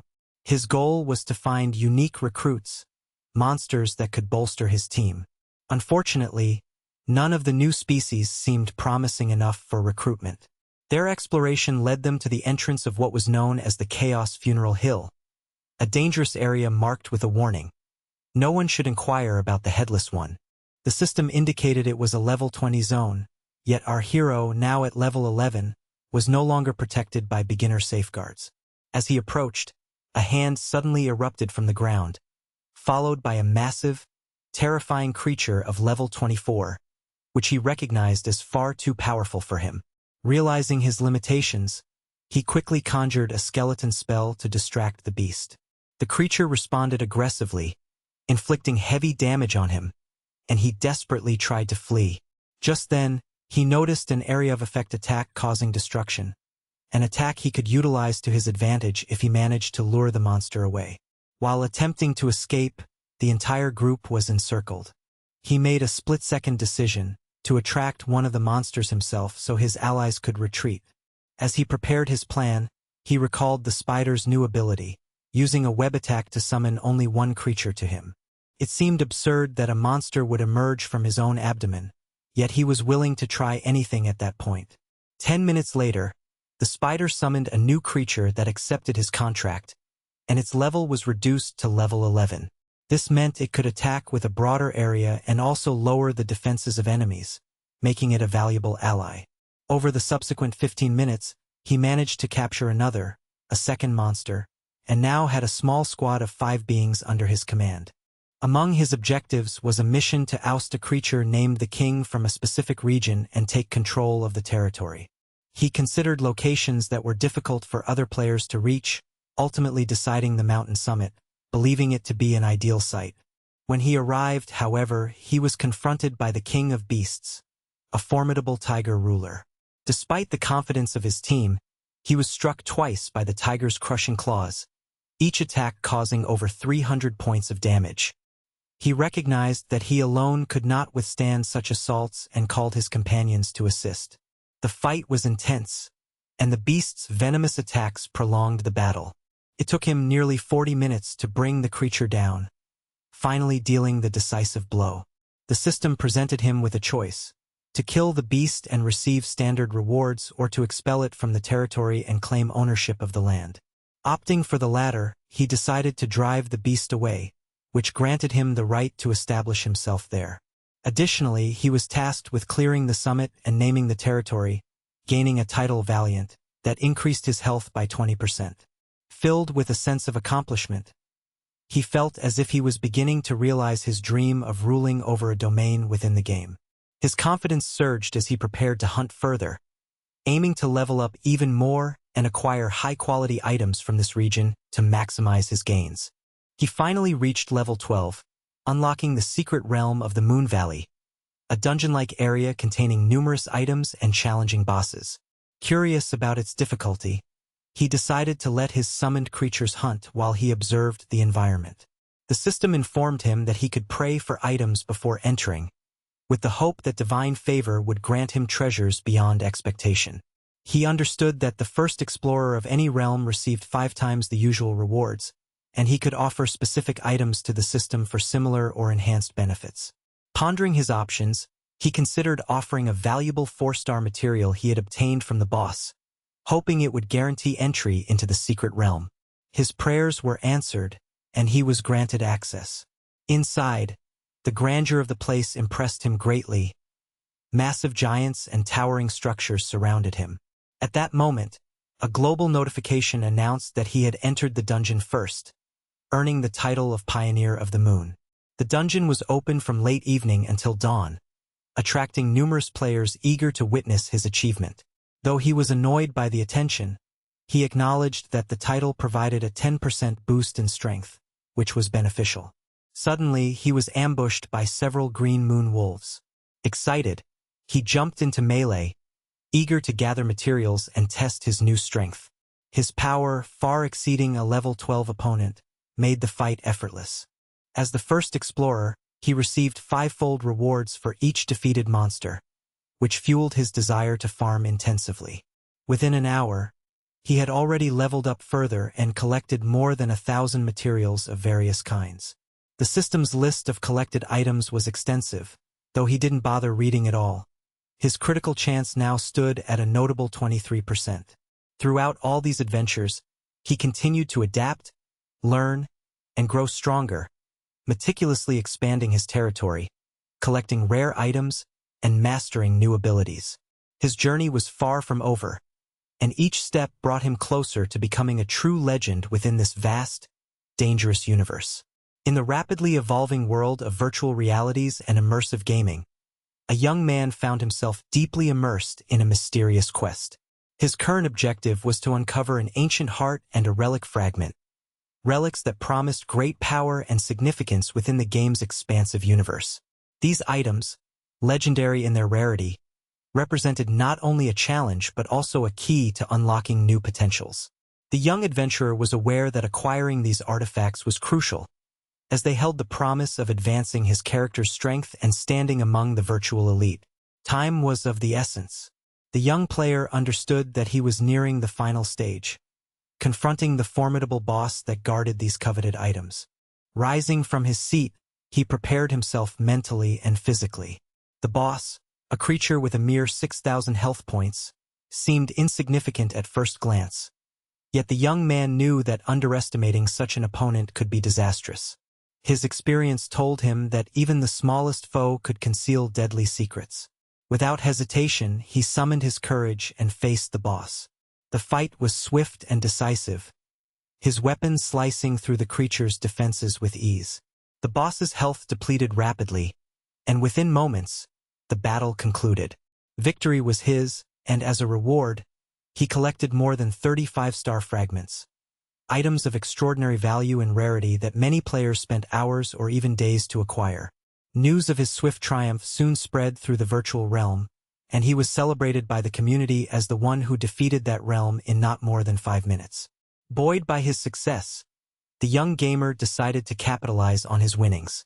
He traded his newly acquired fragments for prestigious items that boosted his legion's power. One such item enhanced the number of subordinates he could command, expanding his roster from a handful to 10 loyal followers.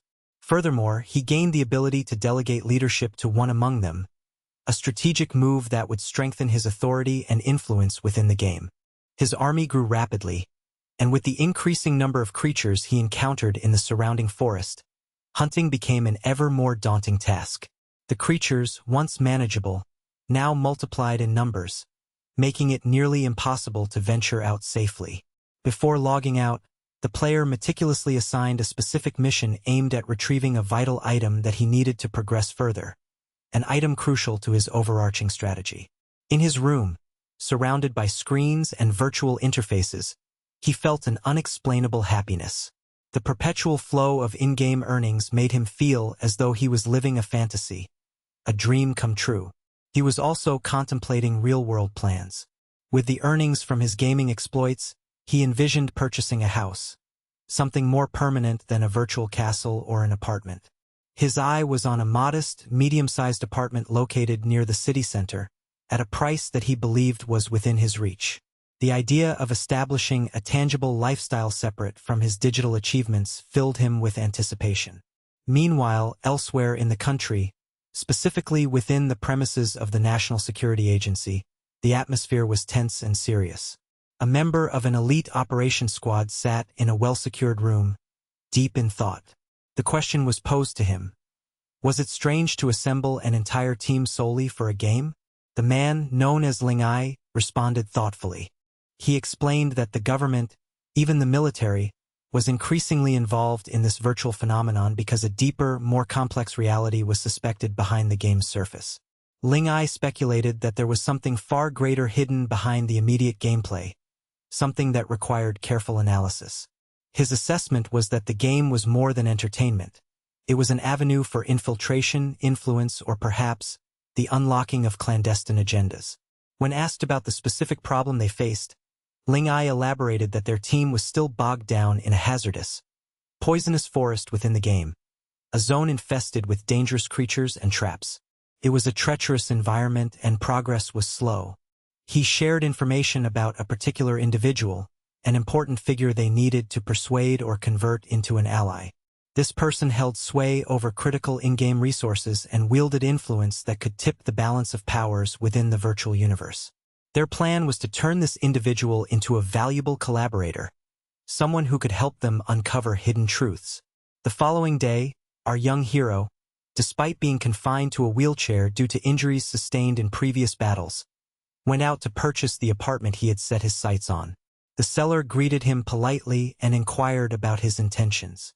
He confidently stated he was there to buy a medium-sized apartment, unaware that some observers, likely potential rivals or spies, were watching him from behind the scenes.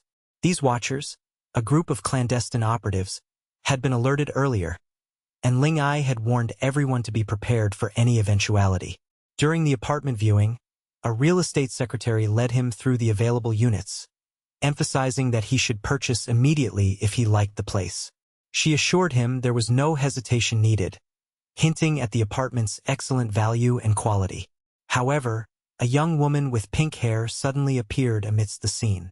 She interrupted the deal, warning potential buyers directly that the apartment was fraught with severe problems.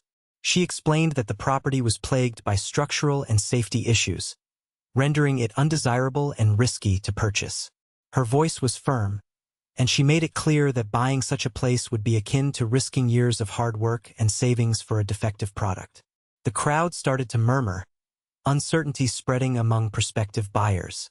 The seller responded swiftly by calling security guards, attempting to remove the outspoken young woman. She, however, refused to back down.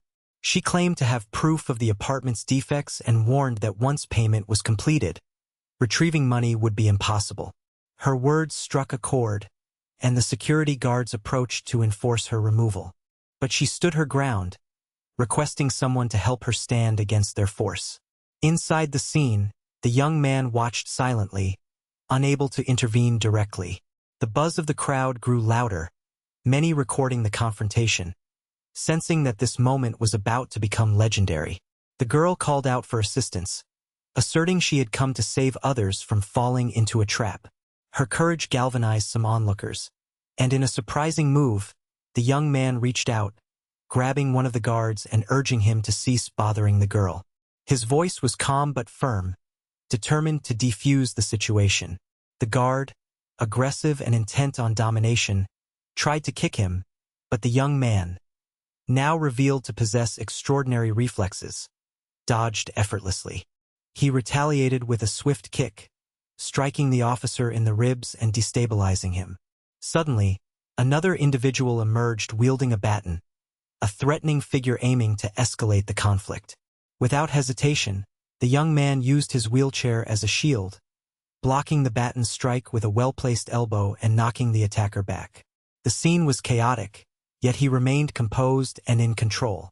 The police guards, seeing the rising violence, attempted to forcibly remove the girl, pushing her roughly. She struggled and called out for help, her voice desperate yet determined.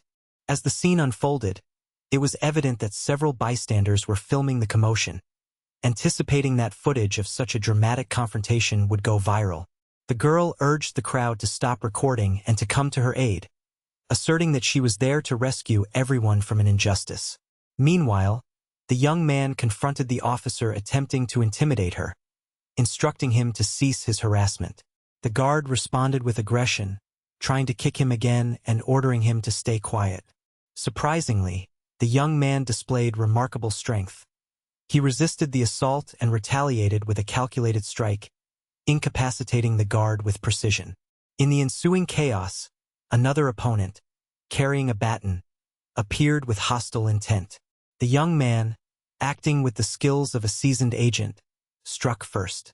Using his wheelchair as an offensive tool, he delivered a well-placed elbow and managed to neutralize the attacker mid-strike. The police officers, witnessing his agility and strength, hesitated and then withdrew. One of them tripped over his own feet, and his partner gestured to the young man to move aside, attempting to de-escalate the conflict. Suddenly, a group of previously unseen allies arrived. They shouted "Nada pomoch, we're here to help," and swiftly began dismantling the security personnel. The chaos erupted as these reinforcements fought off the guards, rendering them subdued in moments. The crowd cheered as the intruders subdued the opposition, and the scene descended into disarray, with security dissolving amidst the melee. Ling Ai, observing from afar, felt a certain strangeness about the entire episode. Yet, he understood that the current circumstances might have significance beyond their apparent chaos. The leader of the venue, a powerful figure in the city, appeared on the scene, asking who was causing trouble within the group led by Yang. He descended into view and identified Ling Ai, signaling that he knew of him and calling him to report the disturbances. The boss, a commanding presence, scoffed confidently, claiming that no one in the city dared challenge his authority. Ling Ai calmly warned the boss that he had 10 minutes to vacate the premises before the situation escalated further. The boss laughed dismissively, asserting that they had only 1 minute to comply. His enforcers, eager to demonstrate their strength, warned carefully to avoid serious injuries as they prepared to strike. Without hesitation, one of them launched a lightning-fast punch, an impossible move reminiscent of a scene from a kinetic action film. Ling Ai, trained as a secret agent, dodged effortlessly, retaliating with a precise kick to the attacker's ribs. He even caught another guard mid-air, demonstrating extraordinary agility and strength. Before the boss could grasp what was happening, his followers were thrown aside, incapacitated by Ling Ai's swift and strategic attacks. The leader turned to the boss, questioning his perspective on the unfolding events. The boss, unfazed, offered to pay compensation for the damages inflicted. Still, Ling Ai's eyes narrowed, and he delivered a pointed remark. They had offended a young master, a figure whose influence could not be ignored, and they would have to pay dearly. The intrigue deepened as rumors floated among the crowd. Speculation arose that the man in the wheelchair was an heir to a powerful family, a prodigal descendant of wealth and influence. A young woman among the witnesses dismissed this, asserting that it was improbable given his presence at the property to buy an apartment. Ling Ai, carefully orchestrating the narrative, used this rumor to obscure the real situation. He whispered that the young master had rejoined the familia, hinting at renewed alliances and hidden agendas. The young man, ever strategic, chose to continue playing along, feigning disinterest while gathering information and assessing the opponents around him. His resolve to uncover the truth propelled him further into the complex web of intrigue, where deception and loyalty intertwined, shaping the fate of all involved. Once upon a time, amid the vast and unpredictable chaos of a virtual universe, a young man found himself embarking on a journey that would forever alter his fate and challenge his understanding of both the game and reality itself. He had been living an ordinary life, content with the mundane rhythm of daily routines and the simple dream of one day purchasing a modest home to settle down in. His plans were modest, perhaps a small apartment, affordable and cozy, where he could enjoy peace and quiet away from the chaos of the world. But as he navigated the complex web of life's uncertainties, a series of extraordinary events drew him into a realm far beyond his initial expectations. It all began with a seemingly routine maneuver. Wanting a change of pace, he decided to venture into a new zone within the game, a place known for its lively real estate activities, bustling markets, and the constant flux of characters seeking shelter and stability. Sitting comfortably in front of his screen, he aimed to find a suitable property, browsing listings for homes that matched his modest aspirations. The virtual world responded as he hoped. Opportunities appeared readily, and within minutes, he was close to making a purchase. However, this seemingly simple transaction was soon interrupted by the intrusion of authority figures from the real world, law enforcement officers who appeared unexpectedly at his door. Only minutes after he had contemplated acquiring his new residence, they arrived, their presence stiff and determined. An agent of the law, with a stern expression and a commanding stance, informed him that his endeavors had attracted unwanted attention. The nature of the property he sought, and perhaps the underlying motives driving these transactions, had been flagged as problematic, prompting an investigation.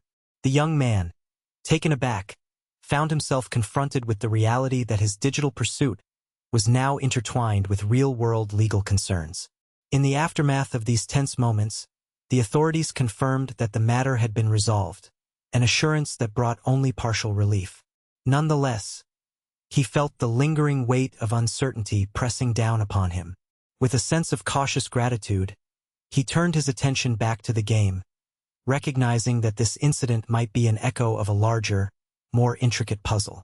It was then that he was approached by a figure, a young man dressed casually but carrying an air of importance. This newcomer nodded politely and explained the need for a private, untroubled space to converse. The young man, whose demeanor betrayed experience and perhaps some hidden knowledge, suggested finding a quiet place where they could speak freely without prying eyes. Recognizing the importance of discretion in the current situation, he agreed, sensing that faith in this stranger might prove vital.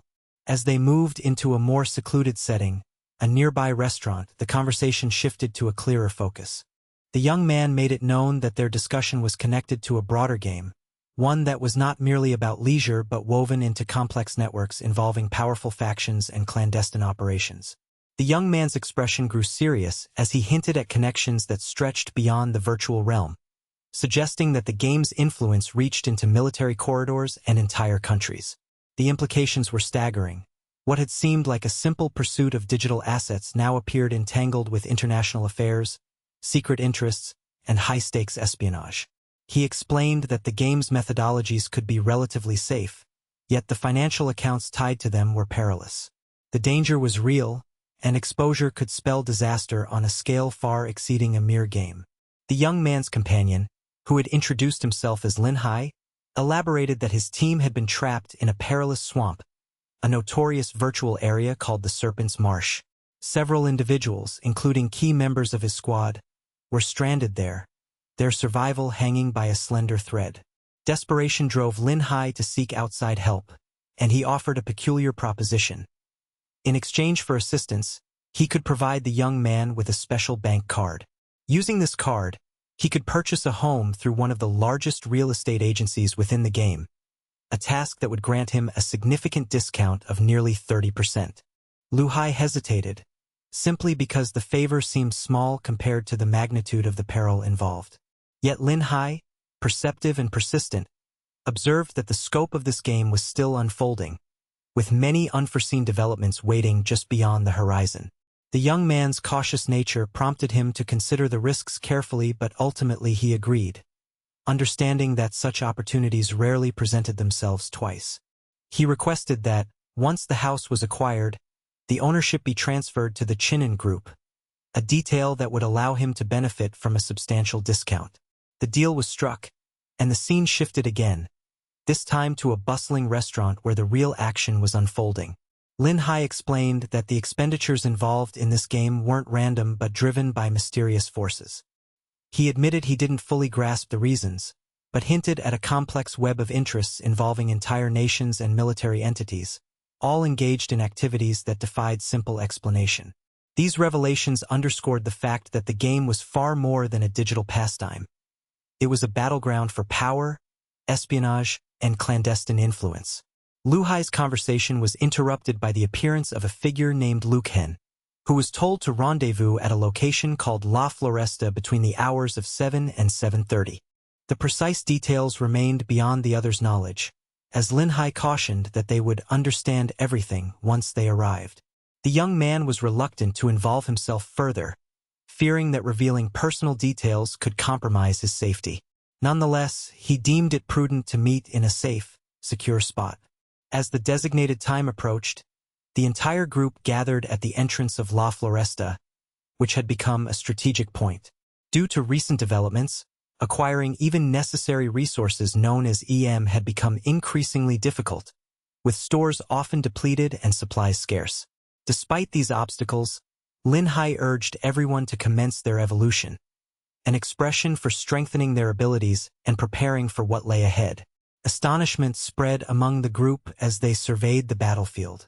Creatures from across the forest lay defeated, sprawled on the ground in motionless heaps. Lin Hai wondered aloud whether he alone had managed to defeat these foes or if others had played a role. The young man's thoughts drifted back to a previous encounter, a battle in which he had personally slain a formidable boss, the creature leading the foes. Just 20 minutes after that victory, the boss's body was found dead, an event that seemed extraordinary, almost miraculous. Several days later, in the mountainous region beyond the city, the young man was once again immersed in the pursuit of monsters, specifically wolves, in the midst of his relentless farming. His creatures, units he had meticulously trained and evolved, were now dominant in the local ecosystems. Facing him was a monstrous entity known as the Three-Petal Beast, a formidable boss whose appearance differed only in the color of its skeletal structure, hinting at a variant or different stage. As he engaged with this monster, he observed that it had acquired a long skirt decorated with blooming flowers, a piece of equipment that granted increased movement speed, an essential advantage in combat. Surprised by the rapidity of this acquisition, having obtained the item within just 2 days, he swiftly decided to pivot his strategy towards creating a lucrative auction. His goal was clear: maximize profit from rare and valuable items dropping from his enemies. Always pragmatic and driven by greed, he understood that the real danger lay in the market itself, where danger lurked in every corner. His eyes turned to the auction house, where the floral-themed skirt was limited to female characters and could be used to manipulate enemies, possessing the ability to control a target for 30 seconds, a power that could turn the tide of any confrontation. He was eager to see how it looked and decided to try it on, clicking the option to preview the item. The moment it transformed onto his character, he was greeted with the scent of blooming flowers and a radiant, elegant appearance. An aesthetic transformation that was irresistible. Recognizing its potential value, he resolved to purchase it at any cost. However, the auction was fiercely competitive.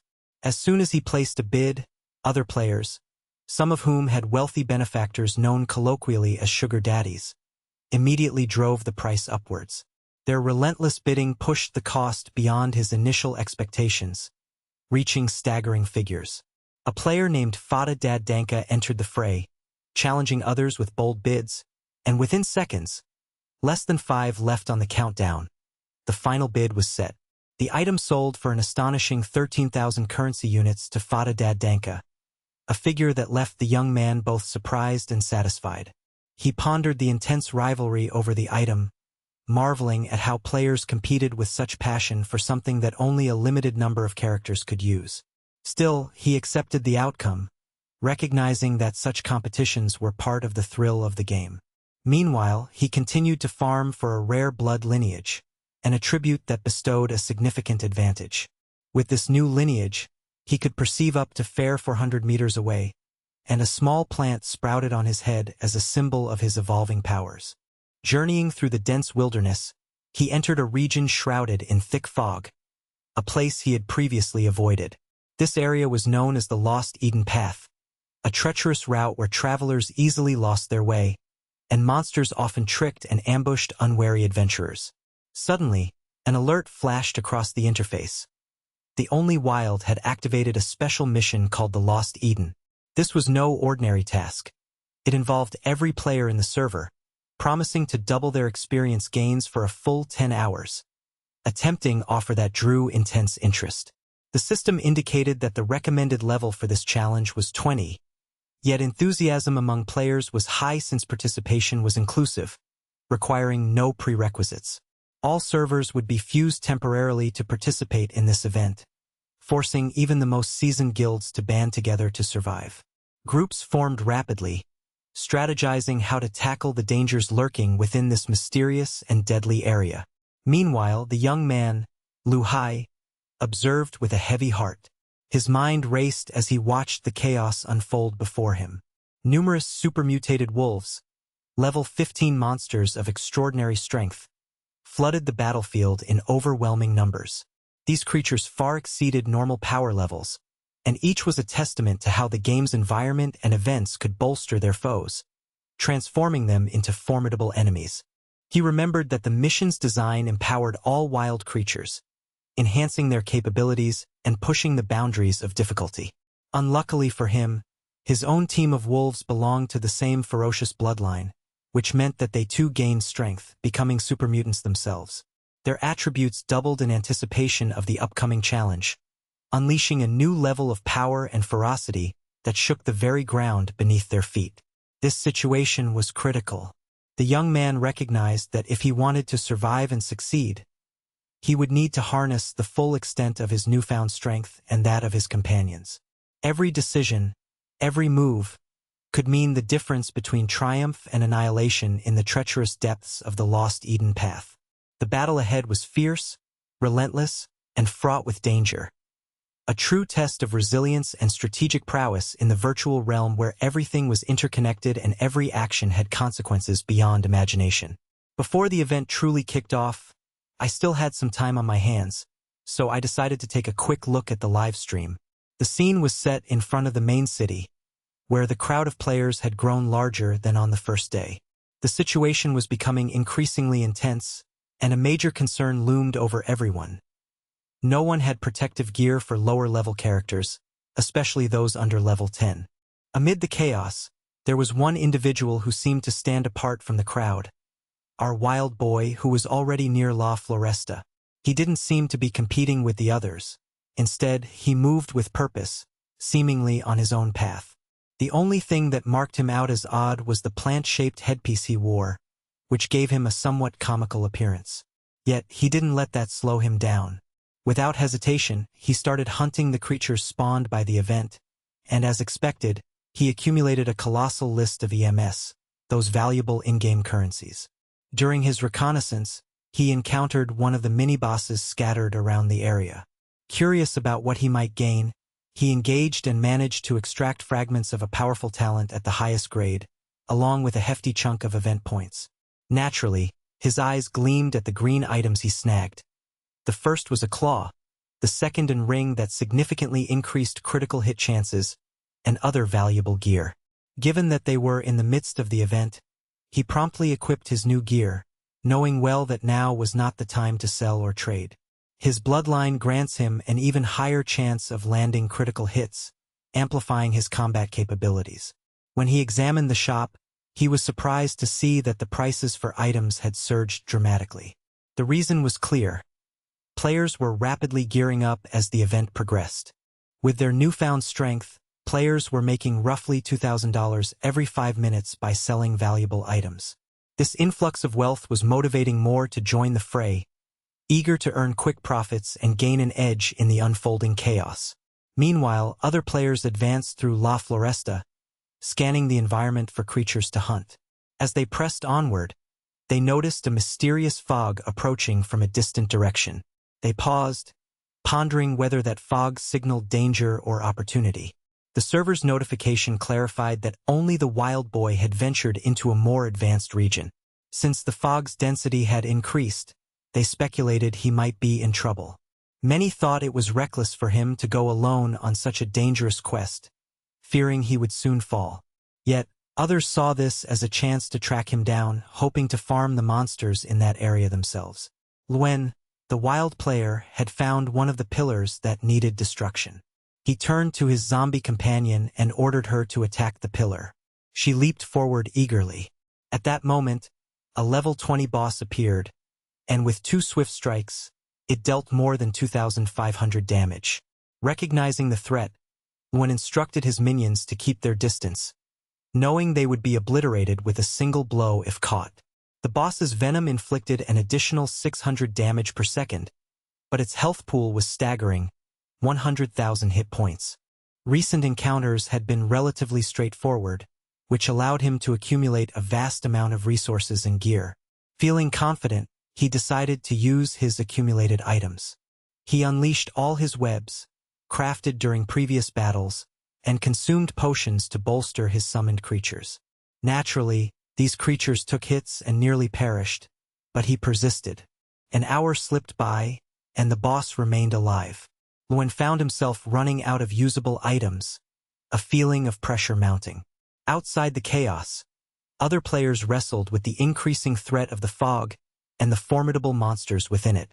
The longer they stayed in the fog, the weaker they became. Realizing this, everyone knew they had to find a solution quickly. The wild player, dubbed the first to succeed, had managed to destroy the pillar of that particular area. As he rested momentarily, the game's system calculated his rewards. It had cost him everything he had gained so far, his accumulated resources, gear, and perhaps some luck. Yet, he was confident that the payoff would be worth it. He was presented with a choice. He could either summon a creature akin to the boss he had just defeated or obtain a pet resembling a little wolf. The latter, however, was not just a simple companion. Once matured, it would transform into a formidable ally. The decision weighed heavily on him. Creating a loyal partner to stand by his side seemed the smarter move. Luen was familiar with the territory, knowing he had the area under control. He considered that raising a creature to always accompany him might be the best investment. So, he chose the wolf, which he affectionately named Pacifier, and lifted it in his arms, reminiscent of a lion king with his cub. He then began inspecting his stats. Naturally, his creature was weak out of the box with modest attributes. The event had 8 pillars in total, and now only 7 remained standing. He called upon his wolves to continue their march forward while he watched the other players regroup and strategize. They were trying to organize an assault on the remaining monsters, gradually clearing the lunar creatures that had appeared. Despite slow progress, they finally managed to eliminate all the lunar beasties. Yet, When the last wild player activated another pillar, the fog's intensity surged once more. They realized that he had rapidly advanced further, and there was no way to catch up with him. Just then, a gigantic portal manifested in the sky, and all nearby players were gathered and teleported to the same location in unison. The guild dynasty was also preparing to participate, but instead of wasting time hunting weak creatures, they intended to target the main boss directly. They received a message informing them that the wild player had already destroyed the second pillar, leaving only 6 more to go. Frustrated but determined, the guild members hurried their preparations, eager to catch up with the elusive individual. Rumors spread that he might have obtained a new pet, a small bird, suggesting he was collecting animals, perhaps to strengthen his team. Luen, however, faced a new problem. He no longer had any potions, and none were available for purchase in the game's shop. He heard shouting from other players warning about a werewolf seen nearby. In fact, several players cautioned each other to be on their guard. They advised not to bring creatures along that might provoke trouble. The name of the boss was particularly large and exaggerated, making it suspicious. Luen recalled that the most straightforward way to gather more potions was to eliminate weaker opponents and loot any drops they left behind. He issued commands for his army to attack other players, knowing that his forces could easily overpower inexperienced opponents, who had no chance against his summoned minions. His leader tried to rally everyone, urging them to stick to their plan, but before he could finish, he was struck by an unknown attack. The team was being torn apart, many of them claiming the boss was invincible. With the protective shield of beginner's immunity gone, dying players lost everything. Items dropped by their characters and gear, including potions, both for their use and for sale or loot.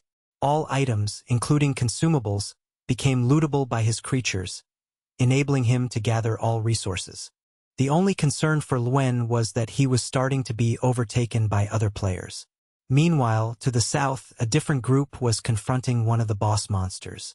They chose to hold back, recognizing that defeating the creature would take more than an hour. Instead, they tuned into live streams from other regions to observe how other groups were faring in the chaos. They hoped to learn strategies and stay prepared for when they would have the chance to strike themselves. The chaos was mounting as the game's landscape transformed rapidly. The fog continued to roll in, thickening and swallowing sections of the battlefield, forcing players to adapt quickly. Every decision became crucial as time elapsed and the pillars fell one after another. The stronger monsters and bosses appeared, demanding more resources and better tactics to overcome. The urgency fueled chaos across the entire event zone, players pushing their limits in a bid to outdo each other and claim the ultimate rewards. Amid this relentless turmoil, players fought fiercely, summoning their most powerful skills and creatures. In the heat of battle, alliances shifted, betrayals occurred, and unexpected alliances formed in the hopes of surviving the storm.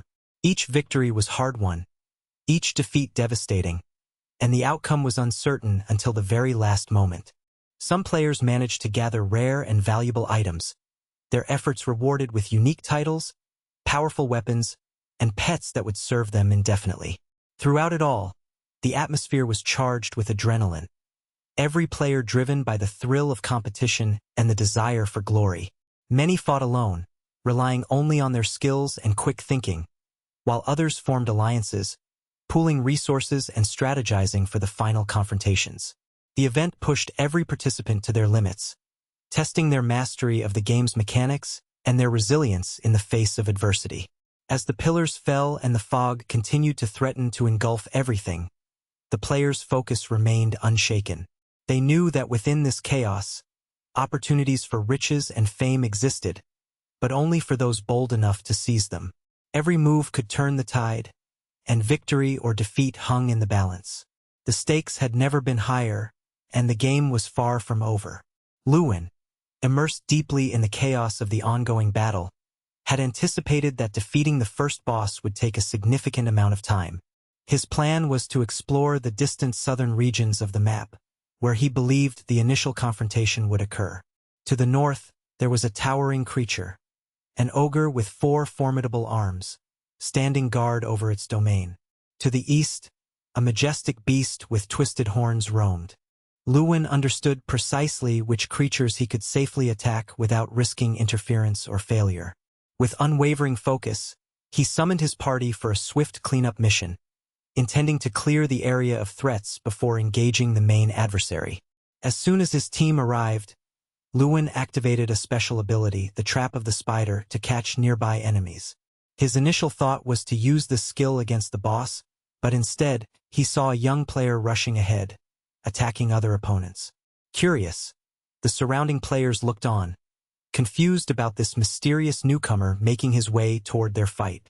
Their curiosity quickly turned into surprise as the unfamiliar character easily eliminated opponents who tried to block his path, leaving no room for retaliation. Within just 8 minutes, he had taken down all the players who were battling the crab boss, an enemy known for its resilience and brute strength, aiming to steal a kill that was nearly finished. The players had been weakened, their health bar extremely low, which allowed Luwin to slay the beast in barely 5 minutes. His focus now shifted westward, where another group was facing yet another formidable boss. Vehicles of chaos continued to roll in. Mercenaries and adventurers appeared suddenly, eager to claim their share of glory. One of them, a less experienced warrior, managed to observe the ongoing skirmish, and each time he succeeded in slaying a boss, a new pet emerged from its corpse. Soon, Luwin found himself surrounded by a jaunty collection of creatures, each seemingly unique and crafted for battle. His system congratulated him for acquiring all the puppies, identifying him as a player who'd gathered the complete set of companion pets available in this event. As a reward for completing this collection, the game issued a limited-time quest that could only be activated under such circumstances. The task required him to sacrifice some of his existing creatures to unlock an even more powerful one. Curious about the options, Luwin examined the choices offered, and his eyes widened in astonishment when he saw an option he had not expected. Deciding to choose the nest of the Black Dragon of Desperation, he was suddenly teleported skyward, his vision shifting to the heights where the colossal pillars and floating islands hovered in the clouds.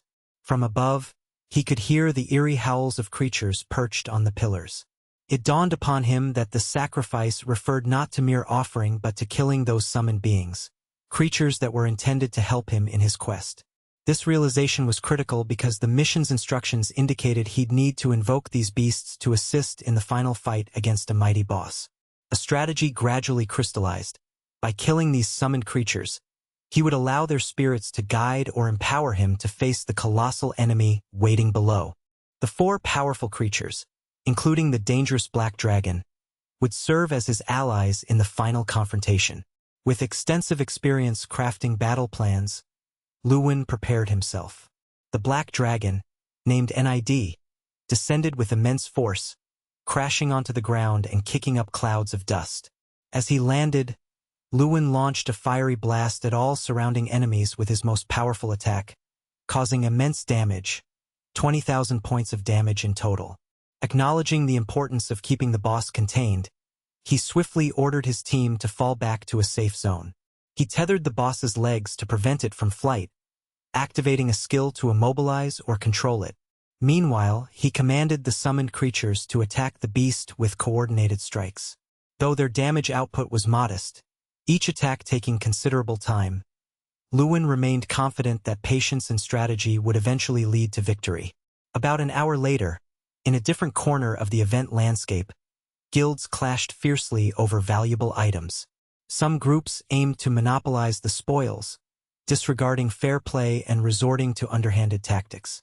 Despite an initial truce, one guild, Desti, had advanced beyond its bounds, proceeding to destroy one of the few remaining sacred pillars that the young hero, Luwin, had yet to reach.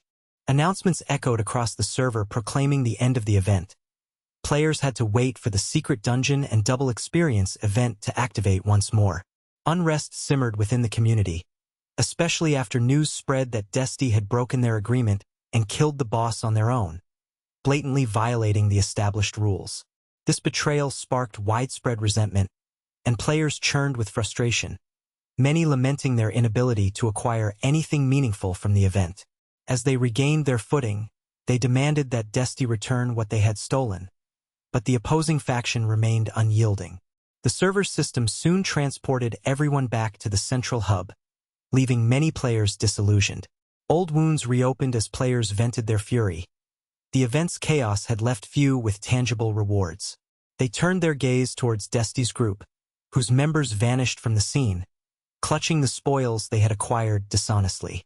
The leader of that guild remained unaware of the full scope of the secret mission that tied their progress to an arcane story, one that imprisoned players within the game until a specific task within the hidden confines was complete. Meanwhile, outside the main battleground, Lewin was still engaged in the legendary quest, but his focus shifted to the colossal dragon he now faced. Outside the confines of the game, the chaos spilled into the real world. Players around each other were fighting tooth and nail, their skirmishes erupting into full-scale chaos as chaos and confusion reigned. Several fighters noticed onlookers attempting to steal from the divine beast, igniting a new wave of conflict. More players, driven by greed and the desire for glory, joined the fray, aiming to eliminate members of the opposing guilds who held the coveted item. Their objective was clear: kill those who had claimed the item and snatch it for their own teams. Simultaneously, Lewin finished the legendary quest, obtaining the blood of a dragon, a rare and powerful artifact. The acquisition unlocked a secret quest called Divine Blood of the Demon Seed, which promised a path toward ultimate power. The process to claim this divine artifact involved selecting 4 of the strongest creatures in the game, each representing an element of power. Lewin already possessed a mighty dragon, and now he needed to gather 4 other wicked beings of the most formidable nature, along with completing a series of dungeon challenges. These included obtaining rare materials and defeating mighty bosses, all in a bid to extract both divine and demonic blood. Understanding the gravity of this quest, Lewin was struck by the peril involved. He recognized that this task would not be simple, nor would it be quick. It was estimated to take about a century to complete, considering the difficulty and the number of high-level encounters involved. Completing this mission would mark the culmination of the Lost Eden event, but it also meant that he would be transported out of the secret realm, leaving behind the chaos and battles he had just left behind. As he watched the chaos unfold beneath him, the frantic fighting, the chaos of the players, the destruction of vital structures, Lewin contemplated the origins of the tumult. He wondered what all this turmoil was truly driven by and what force had set everything into motion. Recognizing the monumental scale of the conflict, he understood that the entire event was a carefully orchestrated series of challenges that pushed players to their limits, testing not only their strength but also their strategic ingenuity. Lewin's thoughts drifted to the divine and demonic forces entwined in his quest. His system continually offered hints, but he knew that the true challenge lay ahead. To succeed, he would need to acquire the most dangerous and powerful beings in existence, both friends and enemies alike, each holding a fragment of the ultimate power he sought. The journey to assemble these entities, to forge the ultimate weapon, and to confront the final boss would span worlds and test every ounce of his resolve. He remembered the ritualistic essence of the mission: sacrifices and summoning, strategy and combat, patience and perseverance. The knowledge that he needed to harness the strength of the 4 most potent demonic creatures alongside his mighty dragon kept him vigilant. All these elements, the divine, the demonic, the strategic, and the chaotic, intertwined into a tapestry that promised either ultimate victory or complete destruction. Lewin, aware of the stakes, prepared himself mentally for the arduous path ahead. He knew that every step forward would be fraught with danger, every choice critical, and every battle potentially decisive. As he watched the battlefield below, the fires of conflict blazing in the distance, he understood that this was only the beginning. The real challenge was still to come, and with each passing moment, the horizon drew nearer to the culmination of his quest, the final confrontation with all the forces that sought to shape or shatter his destiny. In the midst of his relentless pursuit, Tarla made a decisive choice to jump straight into action, buoyed by the confidence gained from his previous experience. He believed firmly that he could accomplish his goal within a mere couple of hours. Driven by this conviction, he plunged into the game, his fingers flying over the controller as exhaustion gradually crept into his limbs. Nearly 2 hours later, he found himself completely drained, eager to log off and rest. Sitting comfortably in his home, he was aware that he had accumulated more than 1 million units of in-game currency, a sum that made him eager to surprise his sister, who seldom came home anymore. His thoughts turned to her as he lazily glanced at his phone, noticing that he had received 16 missed calls from her. Concern flickered within him. He quickly dialed her number, prompting her to answer in a distressed tone. Naturally, he inquired about her well-being, about what had happened, and whether she was facing any trouble. She explained that she merely needed to vent her frustrations. The guild they belonged to, Dynasty, was obstructing her team's progress, preventing their evolution and growth. Seeing her troubled, the young man expressed that it would be wonderful if he could lend her some assistance. She reassured him that there was no need to worry, telling him she would rest for now and not to bother herself. Despite her words, he chose to conceal his true intentions, wanting to avoid involving others and putting her at risk. The next day dawned, and he noticed an ominous figure lurking nearby. Aware that his helmet's repute was fragile, he thought that at level 14, with just a few more levels, he could return to his normal state. The game had become an obsession, a realm where magic felt tangible and real. Yes, it was dangerously enchanting. He knew that better than anyone. Something was off. A sudden surge of instinct prompted him to re-enter the game. He began to assign tasks to his characters and initiate the evolution process, aiming to make things more challenging for the Dynasty Guild because he wanted to help his sister. He reached out to the Linhai Guild, seeking help to locate the problematic group. The guild master was cooperative and agreed to aid him, on the condition that he sold them some valuable items afterward. Within minutes, our young hero was dispatching the entire Dynasty Guild in the region, methodically wiping out their members. His only desire was to get closer to his sister, and for that, he knew he would need to take on a human form. This thought reminded him of a trick. Each time he defeated 1,000 creatures in the shopping mall, a skin appearance was unlocked, allowing him to resemble those beings. Perhaps, if he defeated enough humans, he could acquire a similar ability. Soon, the lives of all the guild members turned into a living nightmare. For 10 hours, they remained trapped inside the city, unable to escape, as he continued slaughtering their members relentlessly. Frustrated, he decided to call his sister, asking her how her day had unfolded. She confided that it was quite difficult because a persistent group was bothering her. To help her, he asked her to give him her nickname, explaining he knew a very powerful friend who could assist her. She wanted to know where he had met such a strong ally. He assured her it was unnecessary to worry over the details. The important thing was that this friend was immensely powerful. She trusted her brother's promise, knowing he would do everything in his power to help her. To keep his identity hidden, he provided a pseudonym. Her nickname was something he remembered clearly, a name that only someone who loved her deeply would recognize as belonging to her. He introduced himself as a friend of Luken, inquired about her difficulties, and observed her babbling enthusiasm over the person she adored. She explained that the Dynasty Guild was monopolizing a particular quest that they urgently needed to complete. She knew which monster was involved, where the boss was located, and he listened intently, understanding that he would soon find his target. He announced that he would locate the creature shortly, as he had a task to finish. Without hesitation, he dashed off to eliminate the entire opposing guild in the region. The Dynasty members were engaged in battling the boss, trying desperately to fend him off, until, suddenly, they were startled by someone. Desperately, someone tried to approach him but was intercepted before they could cause trouble. Our hero pushed through everyone in his path, on the verge of completing his objective. The boss creature had no chance. It was defeated swiftly, leaving behind a handful of potions. Unexpectedly, his device buzzed and displayed an email containing a video. Curiosity took hold, and he decided to watch it. The footage was from his sister, showcasing her in the game environment. She looked quite presentable, and he appreciated that she took her avatar seriously. The video revealed that the members of Dynasty had been defeated, He no longer needed to worry about them. But the scene abruptly shifted. He saw a trap. A girl dressed in purple confronted her, commanding that if she wanted to complete the mission, she would have to kneel and beg. Before she could say anything, the girl lashed her with a whip-like weapon.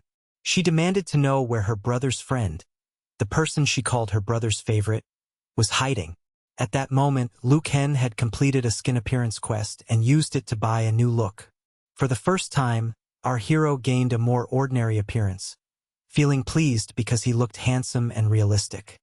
He decided to change from his wolf form, which had been a disguise until then, into a human-like figure. His sister sent him a message confessing her stress and informing him she was planning to log out for a while. Curious, he decided to explore the early city stage, knowing he just needed to unequip a few items to avoid alarming the others. She removed her helmet, revealing herself with a stormy expression. Her friend comforted her, assuring her that the boss would return and seek revenge. But Luigi, her brotherly figure, hesitated. He knew that causing trouble could lead to dire consequences for everyone involved. He was level 24 in the game when an unfamiliar enemy approached him, an ominous figure that seemed intent on killing him. Before he could react or even say a word, a crowd of players surged toward the creature, eager to finish it off. The chaos was overwhelming. Among the fighters, he noticed a girl with blue attire. Her name was Jualo, and she was busy selling an item she had just acquired.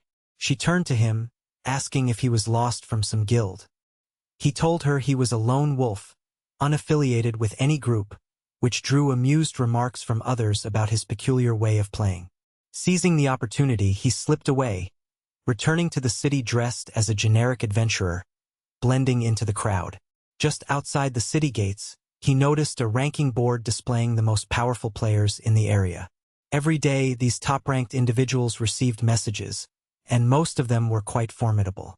Jualo explained that the leader of the ranking, a fighter named Tauga, had spent a considerable amount of in-game currency to reach his top position. Liu recognized this as a significant competition. If he could participate, it might open new avenues for him. But the top-ranked player dismissed such thoughts outright, warning him not to bother, ranging from their powerful status to the costs involved. Despite this, Liu felt a flicker of excitement. The idea of testing himself against the strongest players in this world was tempting.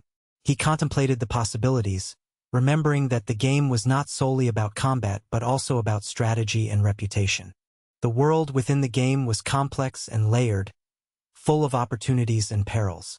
His mind raced as he considered how to approach this challenge, knowing that each decision could mean the difference between defeat and glory. The city's early stages were bustling with activity, a mixture of new players learning the ropes and seasoned veterans vying for dominance. In this environment, alliances shifted rapidly, treacheries lurked behind friendly facades, and every step could lead him closer to uncovering the truths hidden beneath the game's ornate veneer. Once, there existed only a single player capable of conquering that formidable challenge, a feat that many considered nearly impossible. When asked about his identity, the man simply responded that he was, without doubt, the sole wild card in the game, the only one who dared to venture alone into the most dangerous depths.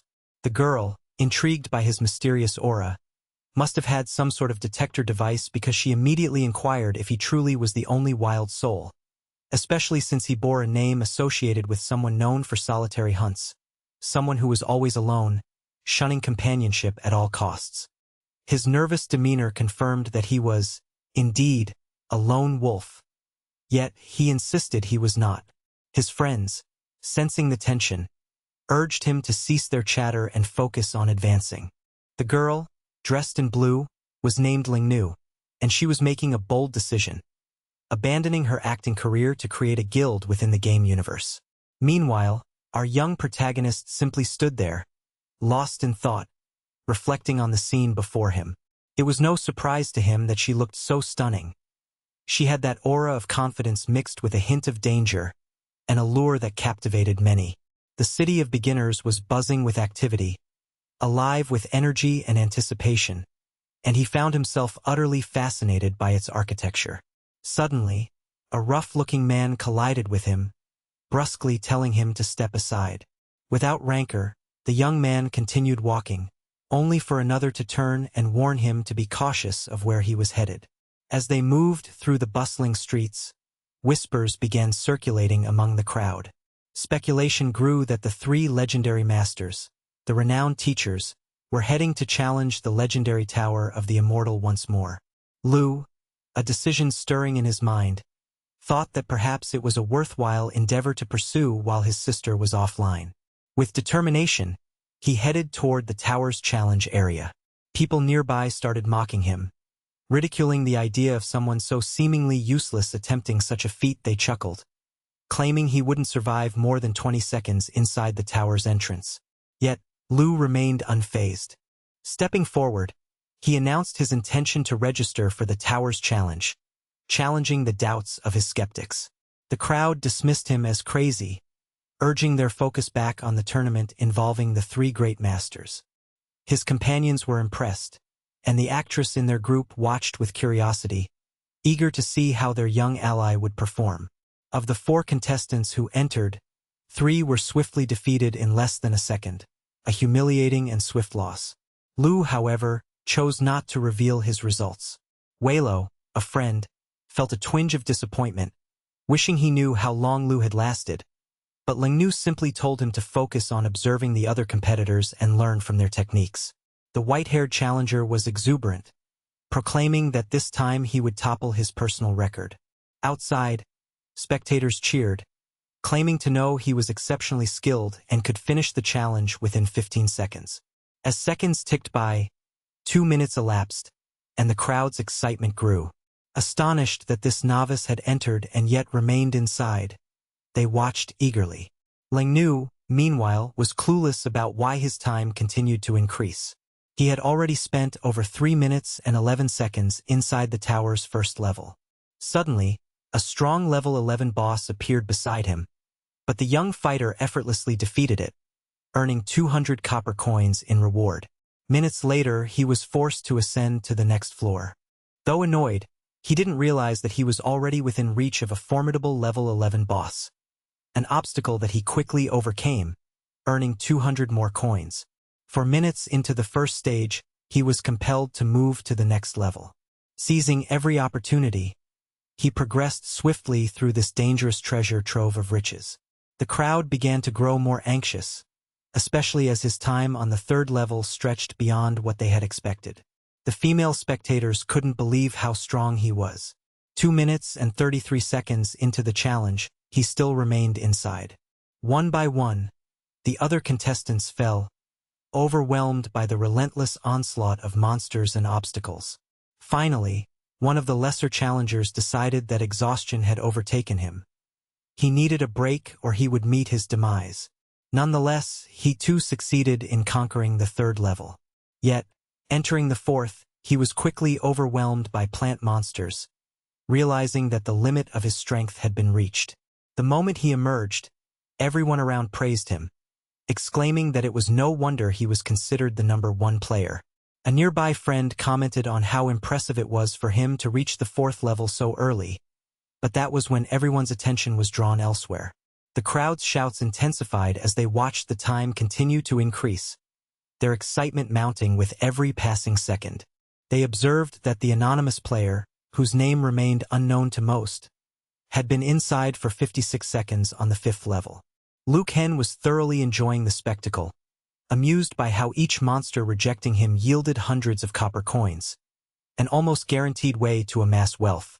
He had been on the 4th level for 4 minutes and was being forced to ascend to the next stage. Outside, the female spectators were awestruck, nearly losing their composure at the sight of such strength. Yen, standing amongst them, was surprised to see the audience going wild over the challenge. Indeed, chaos had erupted, with everyone marveling at the fact that some unknown player had made it to the 5th level. Speculation spread that this individual perhaps was the only wild player, the strongest lone wolf among all. When they tuned into the live broadcast of Ling Qi, the so-called only wild player, he was seen proclaiming that someday, he would attempt to reach higher levels of the tower.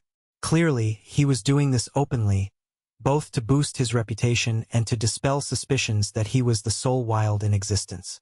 Despite that, he planned to stop at the 5th level, considering the staggering amount of wealth he had already accumulated.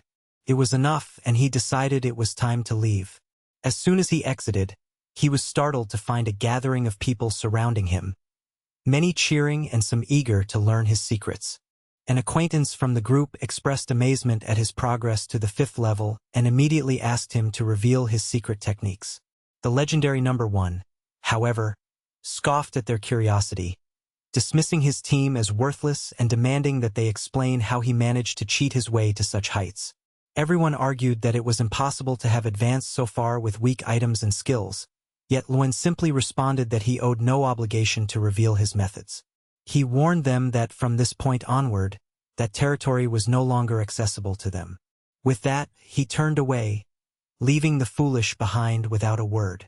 He approached the staff member tasked with recording guild names, requesting only the reward for his accomplishments, not aiming to form a guild himself. Yet, as he reflected, he began to think that establishing a guild might not be such a bad idea after all. The problem was, he would need at least 4 members to make it viable. Suddenly, he recalled a prior conversation where a group of players had expressed their desire to forge a guild with Lingnu. He quickly contacted the group, inviting them to join his guild, telling them they could leave at any time if they wished. For him, the main goal was to obtain the reward from the tower challenge. Walla, one of his friends, understood his reasoning but expressed regret that it might not be easy for others to help with such an endeavor. That was all Luen needed to hear. Fully determined, he prepared to take the next step in his plan, knowing that this decision could shape his future within the game universe and beyond. The scene opened with a player registering himself into the game, a process that cost him 10 gold coins. The 2 young women watching him couldn't hide their surprise. They were impressed that he had managed to amass such wealth. It was clear that this player had just earned his money by climbing the tower, an arduous journey filled with countless challenges. With that money, he had created a guild named Ondamaluka, a name that sounded both strange and somewhat ridiculous, yet it was his own. Len Nua approached him almost immediately. She remarked that he was a bit fragile, perhaps not the strongest, but at least he could share some damage with his teammates. The player, however, was unkind. He dismissed her concern and told her he didn't need her help. All he wanted to know was why so many people were watching him at that moment. His actions, he explained, were part of a guild challenge, not a solo effort, and everyone was curious about why he was undertaking such a feat alone. Thus, the guild Ondamaluka was born, and within the first few seconds on the initial floor of the tower, their record was set, just 11 seconds. Walua was nervous, uncertain about what the future held, but Len Nuo remained confident and composed. She believed her friend had what it took to succeed. When he reached the first floor, no one could believe his achievement. Someone in his sister's company, a close friend, was commenting that someone was breaking tower records again.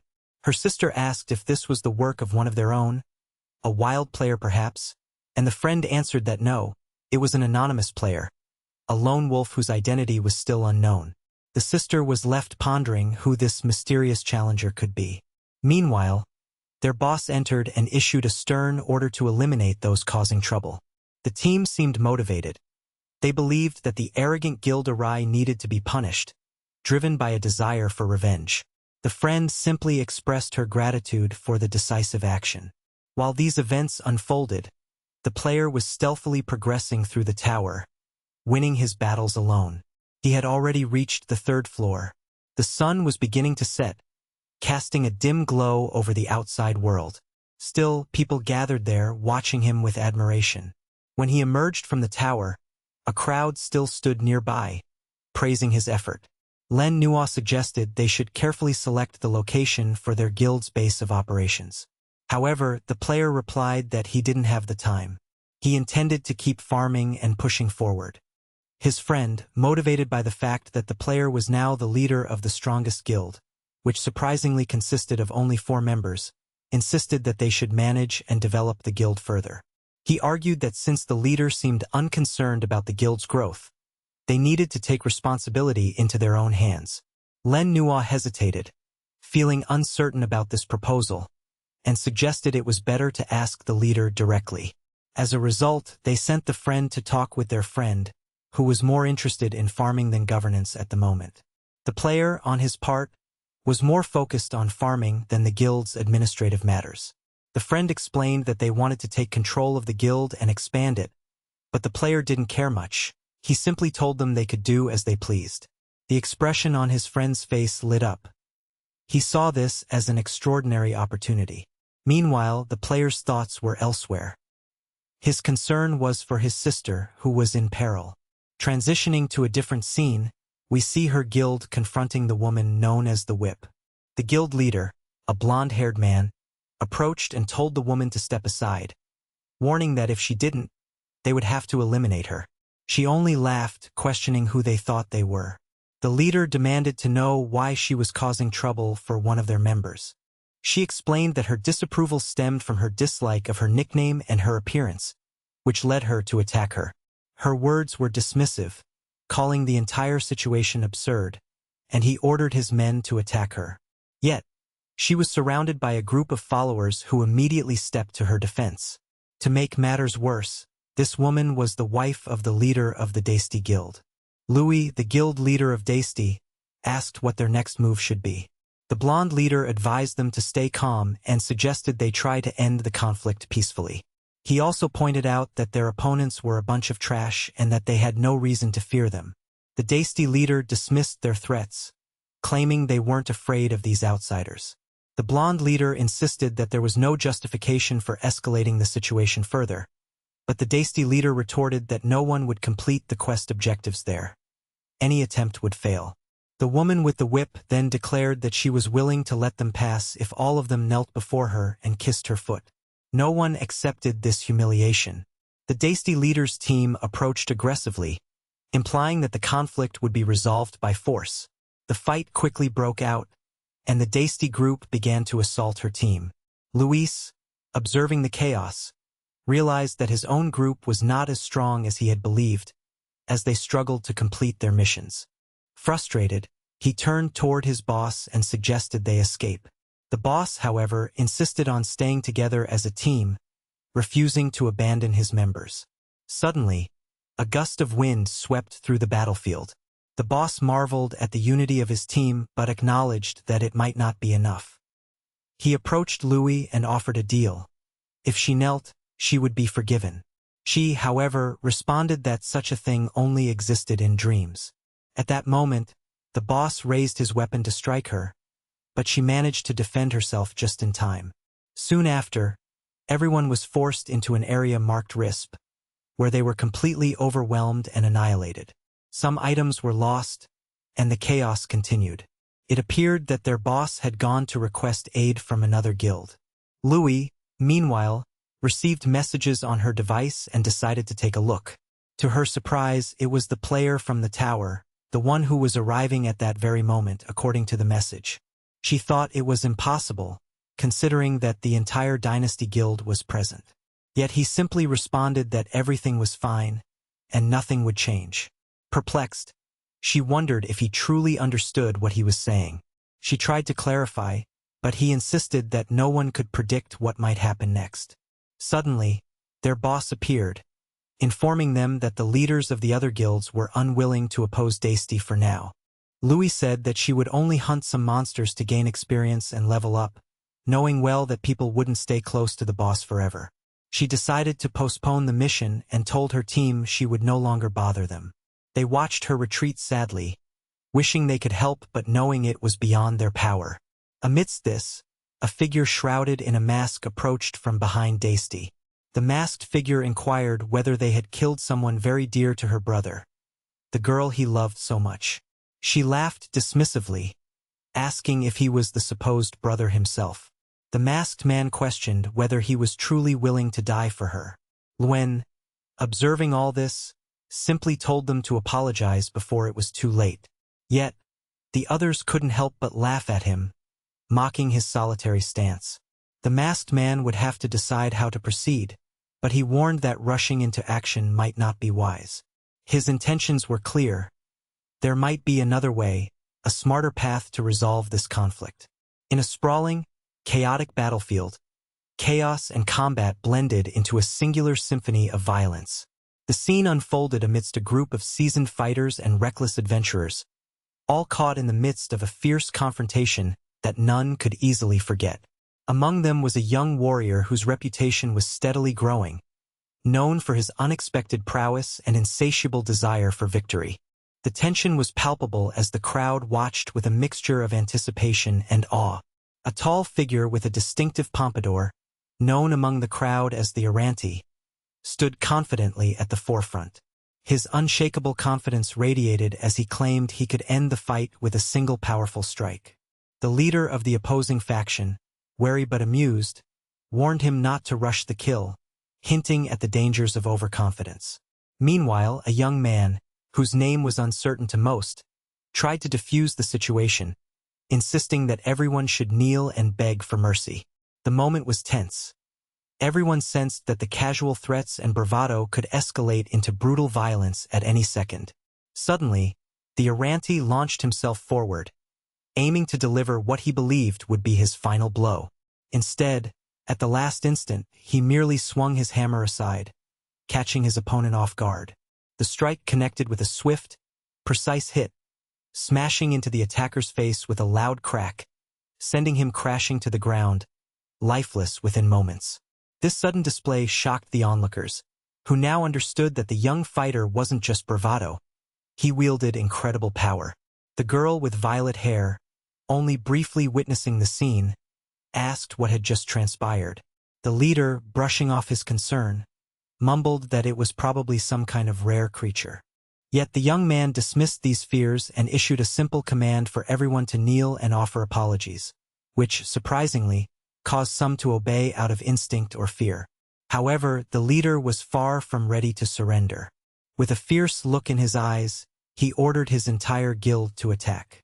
The ensuing assault was overwhelming at first, but the young fighter, or our boy as he was called in the crowd, was unfazed.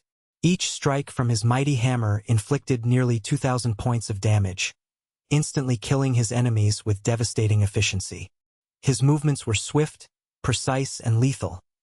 Before long, half the guild had fallen. Their bodies sprawled across the ground in bloody heaps. The crowd watched in disbelief, marveling at the staggering damage he caused, wondering if it was even possible for a single individual to deal such destruction. Some in the crowd debated whether to retreat, fearing the unstoppable power now on display. Yet, at that critical moment, the young man spotted the guild leader turning away. Seizing his chance, he slipped behind the leader silently, using the element of surprise. Bold and quick, he utilized his agility to position his allies strategically, forcing some to face death while he made his escape. The crowd recognized him instantly. He was the one who had defeated many of their own previous enemies. Rumors spread immediately that the rival guild, named Dynasty, had been thoroughly defeated. The leader, now on his knees with a bruised and battered form, begged for mercy. But mercy was a luxury he could no longer afford. Without hesitation, the young fighter delivered a decisive blow to the leader's nape, knocking him out cold. The girl, tearful and trembling, began pounding her head on the ground, swearing she would never again engage in such reckless violence. Though her words were filled with remorse, the young man, steadfast and unyielding, declared that some lessons could only be learned through hardship. Realizing she needed to act, the leader's subordinate handed the girl an axe and told her she could use it to feel better. The girl accepted the weapon, clutching it tightly, her resolve slowly rebuilding. Meanwhile, the young warrior's close friend approached him and, recognizing his strength, suggested they introduce him to someone powerful. She turned towards the young man and asked him to introduce himself, inquiring about his true identity. He simply responded that he was a friend of her brother, avoiding any specifics. She attempted to give him an item her companion had provided but was told that the item was very valuable and that he could keep it. He explained that the weapon was not suitable for him and that it would be a waste to carry such a rarity. He then warned her that from now on, anyone who threatened her would be dealt with swiftly and decisively, a promise that sent reassurance through her. With that, he turned away, leaving her speechless but grateful. The young warrior then retreated to his own territory, where he had purchased some human-prepared potions from local traders. He wondered when he would see improvements in his healing and strength, but he knew that the path ahead required continuous effort. His main focus was to keep leveling up, recognizing that increasingly powerful monsters and challenges awaited him at every turn. The creatures of the mountain no longer presented a challenge. They had become relatively easy obstacles. His next goal was to find a way to farm a boss named Danon, hoping to acquire better equipment and rare items. Interestingly, there was a well-organized Korean guild from another server, already nearing the end of a formidable cave known as the Tiger's Denver. An announcement was made that the guild, Three Holy Saints, was daring all players on the Chinese server to challenge the dungeon and test their strength. Our protagonist saw this as a prime chance to engage in a meaningful Danon hunt and, additionally, to gain extra rewards. His friend, Lin Chi, was informed about the challenge. Lin Chi, a skeptical observer, remarked that the opponents seemed overly arrogant in daring everyone. Yet, the videos displayed the formidable strength and tight coordination of their guild, suggesting that this group was a force to be reckoned with. The problem, however, was that this dungeon was unknown on their own server, and they risked falling behind other groups. What they didn't realize was that our young hero was already deep inside the dungeon, silently slaughtering dozens of monsters. He observed that the dungeon wasn't as intimidating as it seemed. Equipped with green gear, including freshly acquired boots boosting his agility, he moved swiftly, killing anything that obstructed his path. His speed increased, and he pressed forward with relentless efficiency.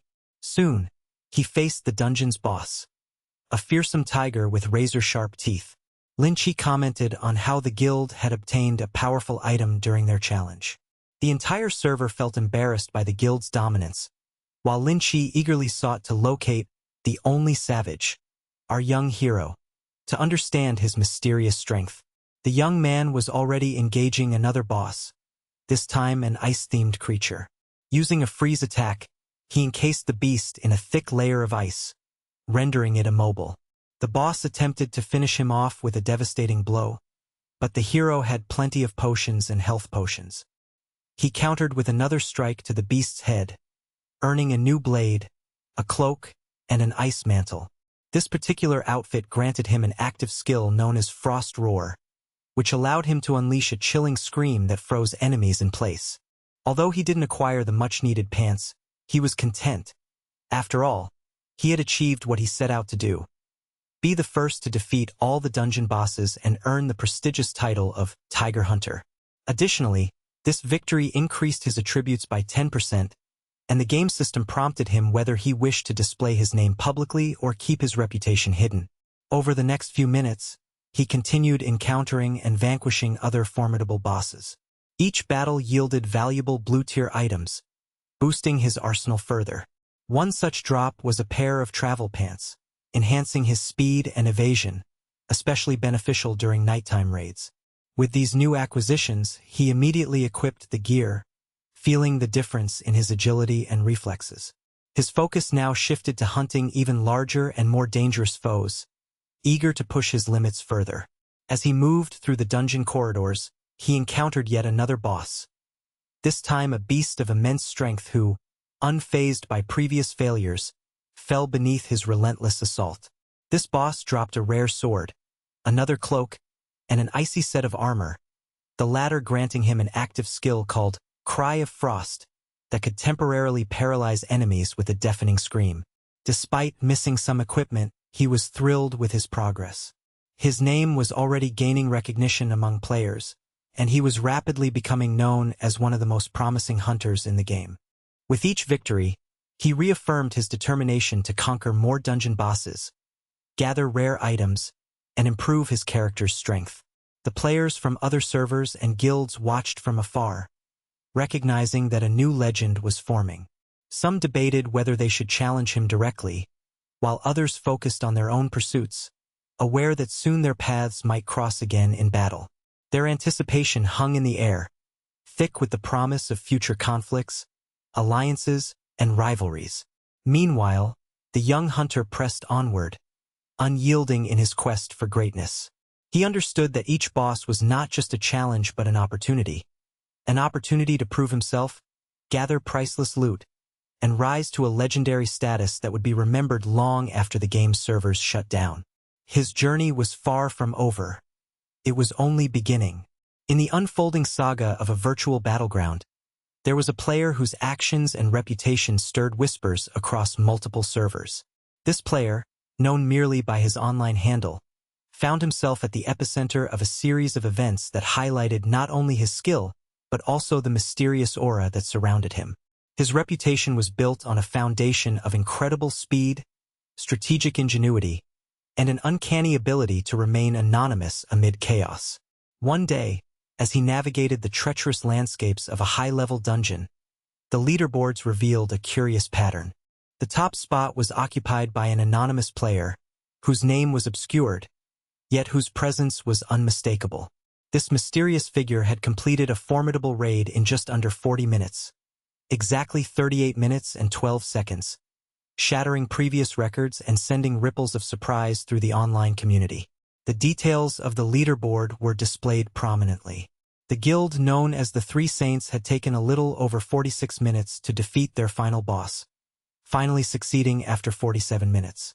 Frustration simmered among other players from different servers, who regarded this accomplishment with a mix of admiration and resentment. Yet, it soon became clear that this record was not a coincidence or a fluke. The anonymous player had set the pace, demonstrating an almost superhuman mastery of game mechanics and combat tactics. Observers speculated intensely about the identity of this elusive warrior. Rumors swirling around suggested that no video footage of his runs existed, an indication of his meticulous efforts to remain unseen. Still, some in the gaming community believed that he would return in about 30 minutes to attempt another record-breaking run. It was understood that this player possessed an exceptional understanding of the game, and he was about to prove it once more. As the countdown approached, the player's allies and onlookers hastily gathered around. One of his closest friends, Ling Chi, approached him with a mixture of respect and curiosity. "We need to see this person," Ling Chi urged. "His equipment, his strategies, they're unlike anything we've seen." The central figure nodded quietly, acknowledging the importance of the moment without a word of boast. The crowd split apart as he advanced, his demeanor cool and composed. He arrived at the dungeon, an ominous and labyrinthine place where only the most skilled dared to venture. The blue armor he wore reflected faintly under the dim lighting, signifying a level of preparation that was unmatched. The man's reputation as a silent, efficient warrior was well earned, and all who saw him knew he was here to leave a mark. As he entered the battleground, many of his contemporaries paused in awe, their eyes fixated on his equipment, especially the distinctive blue armor that seemed to glow, a sign of rare and powerful gear. Ling Chi, ever eager to learn, approached him again, requesting permission to examine his weapon, eager to understand the secret behind such strength. The protagonist, known only by his in-game alias, responded humbly, indicating that he preferred to keep his items and their properties a secret. To the observer's astonishment, as he lifted the massive sword into the air, the weapon gleamed with an unearthly light. Its attributes were extraordinary, an artifact capable of unleashing devastating combos and inflicting burn effects on enemies. When questioned about his equipment, he simply displayed his weapon, revealing its impressive stats, which seemed to almost double his normal attributes outside combat. Meanwhile, the leaderboard updated without pause. What was visible was only a fragment, an entry showing the guild's completion time, but it omitted the presence of secret bosses or hidden challenges. The system recorded the run as 40 minutes and 30 seconds. Yet, in truth, the player had executed it within 38 minutes, an undeniable proof of his mastery, concealed from the regular scoring. As the crowd continued to grow, excitement mounted. The streamer responsible for broadcasting the event was visibly thrilled, exclaiming that the player was truly exceptional. Yet, despite the admiration, the player remained distant, silent, and humble. He did not seek fame. He simply focused on the task at hand. Once his primary objectives were achieved, he made a swift exit from the dungeon, disappearing into the bustling virtual world outside. An eager throng of fans and fellow players gathered in appreciation, recognizing that they had just witnessed an extraordinary display of skill. Ling Qi, still captivated, expressed a desire to examine the player's sword more closely, but the protagonist, showcasing his modest nature, refused to showcase more than a brief glance. The player's next move was methodical. He aimed to avoid unnecessary attention while continuing his relentless pursuit of progress. Instead of stopping, he pressed onward, re-entering the dungeon to improve his time and efficiencies further. His new record was now down to less than 31 minutes, an astonishing feat considering his previous attempts. Throughout these endeavors, he maintained an unwavering intent to stay anonymous. Such secrecy was vital, for he knew that revealing his identity could attract unwelcome interference or even danger. His reputation flourished quietly among those who understood the significance of his achievements, but it was his ongoing efforts that truly defined him. In the days that followed, he continued to push the boundaries of his capabilities. His speed was unparalleled, and he often single-handedly defeated the most formidable secret bosses that lurked in the shadows. In particular, he sought out additional challenges, demonstrating a relentless drive that outstripped any desire for recognition or fame. His relentless pursuit of efficiency did not waver. After achieving a record of 40 minutes, he surprised everyone once again, reducing his time to an astounding 39 minutes. It was evident that his skills were evolving rapidly, and he was constantly seeking new ways to optimize his performance. Despite his focus, he occasionally encountered moments of doubt, especially when he thought about the importance of acquiring powerful equipment, such as a set of new armor or a better weapon. His motivation was not limited to beating records but extended to acquiring gear that could give him an edge against increasingly challenging foes. One day, as he delved deeper into the dungeons, he managed to find the elusive final secret boss. While others were busy trying to break personal or server-wide records, he was primarily interested in collecting rare items, particularly a pair of pants imbued with fire damage effects. These items, rare and powerful, could turn the tide of combat in his favor. Much to his delight, he finally obtained a coveted item, a purple-ranked artifact. This sword was not just an ordinary weapon. It possessed an active effect capable of triggering devastating attack combos, significantly amplifying his combat potential. Its stats boosted his attributes so much that, outside of combat, his overall power nearly doubled. Crowds watching these developments also realized that hours had slipped away unnoticed. The system's rankings, often incomplete, did not account for secret bosses or hidden challenges. Yet, he had managed to clear the dungeon faster than anyone else had before, an astonishing 38 minutes, becoming the undisputed record holder. In the wake of his success, a surge of excitement rippled through the gaming community. Even streamers and commentators praised his accomplishments, heralding him as a prodigious talent, a true master of the game. His reputation as an unstoppable force grew, yet he remained grounded, humbly dismissing any claims of fame. As he prepared for his next challenge, he faced the inevitable question. Would he continue to push forward, seek stronger opponents, or perhaps retreat into the shadows to refine his skills further?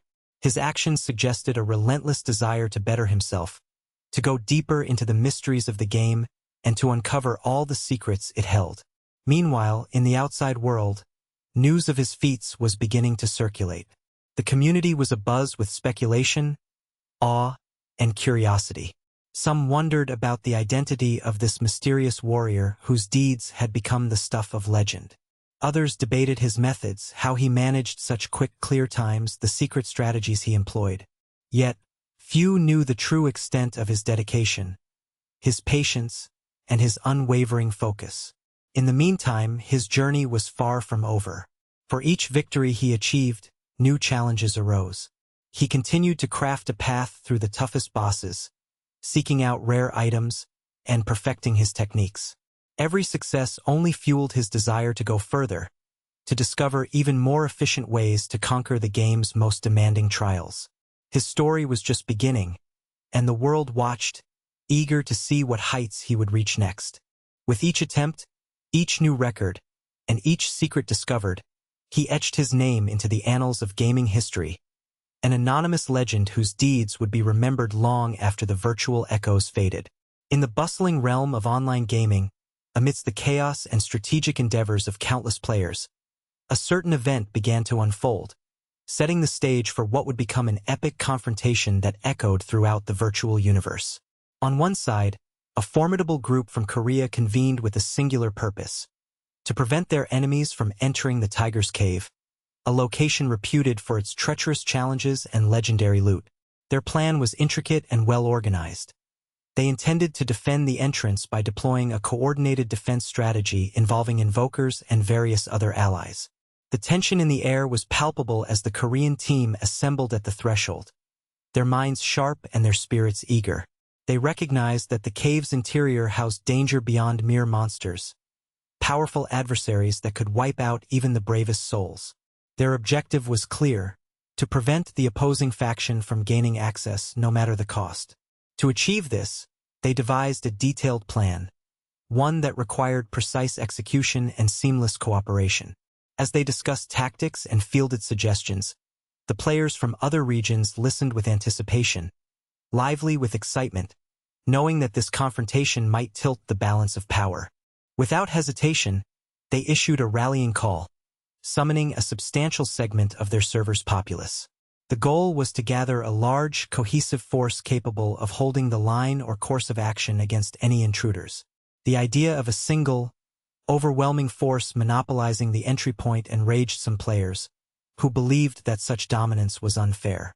Redefining their stance, others argued that true strength should be verifiable and transparent. They maintained that the identity of the strongest players or guilds should not be hidden, and thus, a challenge to uncover the hidden ace was accepted by all participating guilds. Meanwhile, in a different corner of this vast virtual landscape, Luken, a skilled player and leader of his own guild, was engaged in farming in a far-off region. Exhausted and aware of the mounting threat at the cave, he understood that rushing there physically was impractical. He knew he had to conserve his strength, as hordes of enemies prepared to ambush anyone foolish enough to venture into the dangerous territory. Deciding to prioritize staying alive and gathering resources, Luken entrusted his summoned creatures to farm in the nearby forests, while he rested briefly near the cave entrance. From this vantage point, he and the other players waited patiently for the arrival of the young hero who would change everything. As the hours ticked by, the wait stretched on. The young hero, a figure both underestimated and revered, remained absent. Meanwhile, the leaders of the opposing team believed their plan had worked flawlessly. They confidently proclaimed that their trap had succeeded because their target's level refused to increase, implying that the boy was unable or unwilling to advance, revealing a weakness in his capabilities. The Korean players turned their fury into chaos, causing an uproar across the server, accusing others of hindering progress and blocking leveling opportunities. Numerous players surged into action, attempting to halt or challenge the growing unrest. The crowd's frustration was magnified by the realization that no new players could ascend in level anymore. Shots were fired from behind, and some were caught off guard, surprised to be struck unexpectedly. The scene was chaotic, and the atmosphere tense with anticipation. Amidst the commotion, a sense of dread grew. It became evident that the entire server was under siege. A colossal army, numbering in the hundreds of thousands, had been summoned to aid the attacking faction. Napoleon himself, a legendary figure in the gaming universe known for his leadership and strategic genius, would have been dwarfed by such a vast force. In the midst of this turmoil, Ling Chi, another powerful figure, began questioning why their own side was not engaging in defense. Was it a matter of strategy, or perhaps a betrayal? Meanwhile, the young hero was still sleeping, oblivious to the chaos unfolding around him. Suddenly, notifications flooded his system interface, signaling that his entire server was under attack. It was then that his sister contacted him urgently. She explained that she, too, had been assaulted by foreign players attempting to farm resources and complete quests. She lamented that she could not even find a safe spot to level up or recover her strength, as relentless enemies kept crashing her attempts to farm or resurrect. Desperate to help, The young hero promised to communicate with his allies to coordinate a response and secure equipment to withstand the onslaught. His sister expressed disbelief, revealing that every attempt to rebuild was thwarted as enemies repeatedly killed her just as she respawned, trapping her in a cycle of despair. She was unable to leave her designated area, feeling hopeless as her progression was continually reset before she could recover. Knowing the gravity of the situation, the young hero asked her to send him her coordinates. With that information in hand, he assured her he would deploy his closest allies to assist and plans to forge a way through this chaos. Meanwhile, the attacking forces communicated among themselves, confident in their superiority. Their leader believed that the arrival of reinforcements was unlikely to alter their overwhelming advantage. They dismissed the defenders' efforts as futile, trusting that their mass numbers and strategic offense would crush any resistance.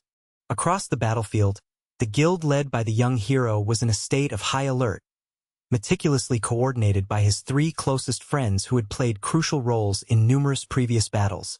Despite their strong bonds and shared determination, they soon realized their enemy was formidable, pushing their strategies to the limit. Yet, Lingnu, another key character, was resolute, refusing to admit defeat. She firmly believed that their young hero, the central figure of hopes and plans, would emerge victorious. Her conviction was unwavering, a beacon of perseverance amidst the chaos. As the young hero finally arrived at the scene, his presence ignited a wave of excitement among his allies. They recognized him instantly and welcomed him with eager anticipation. The leader of the opposing faction, initially overconfident, trembled as he saw the newcomer approaching.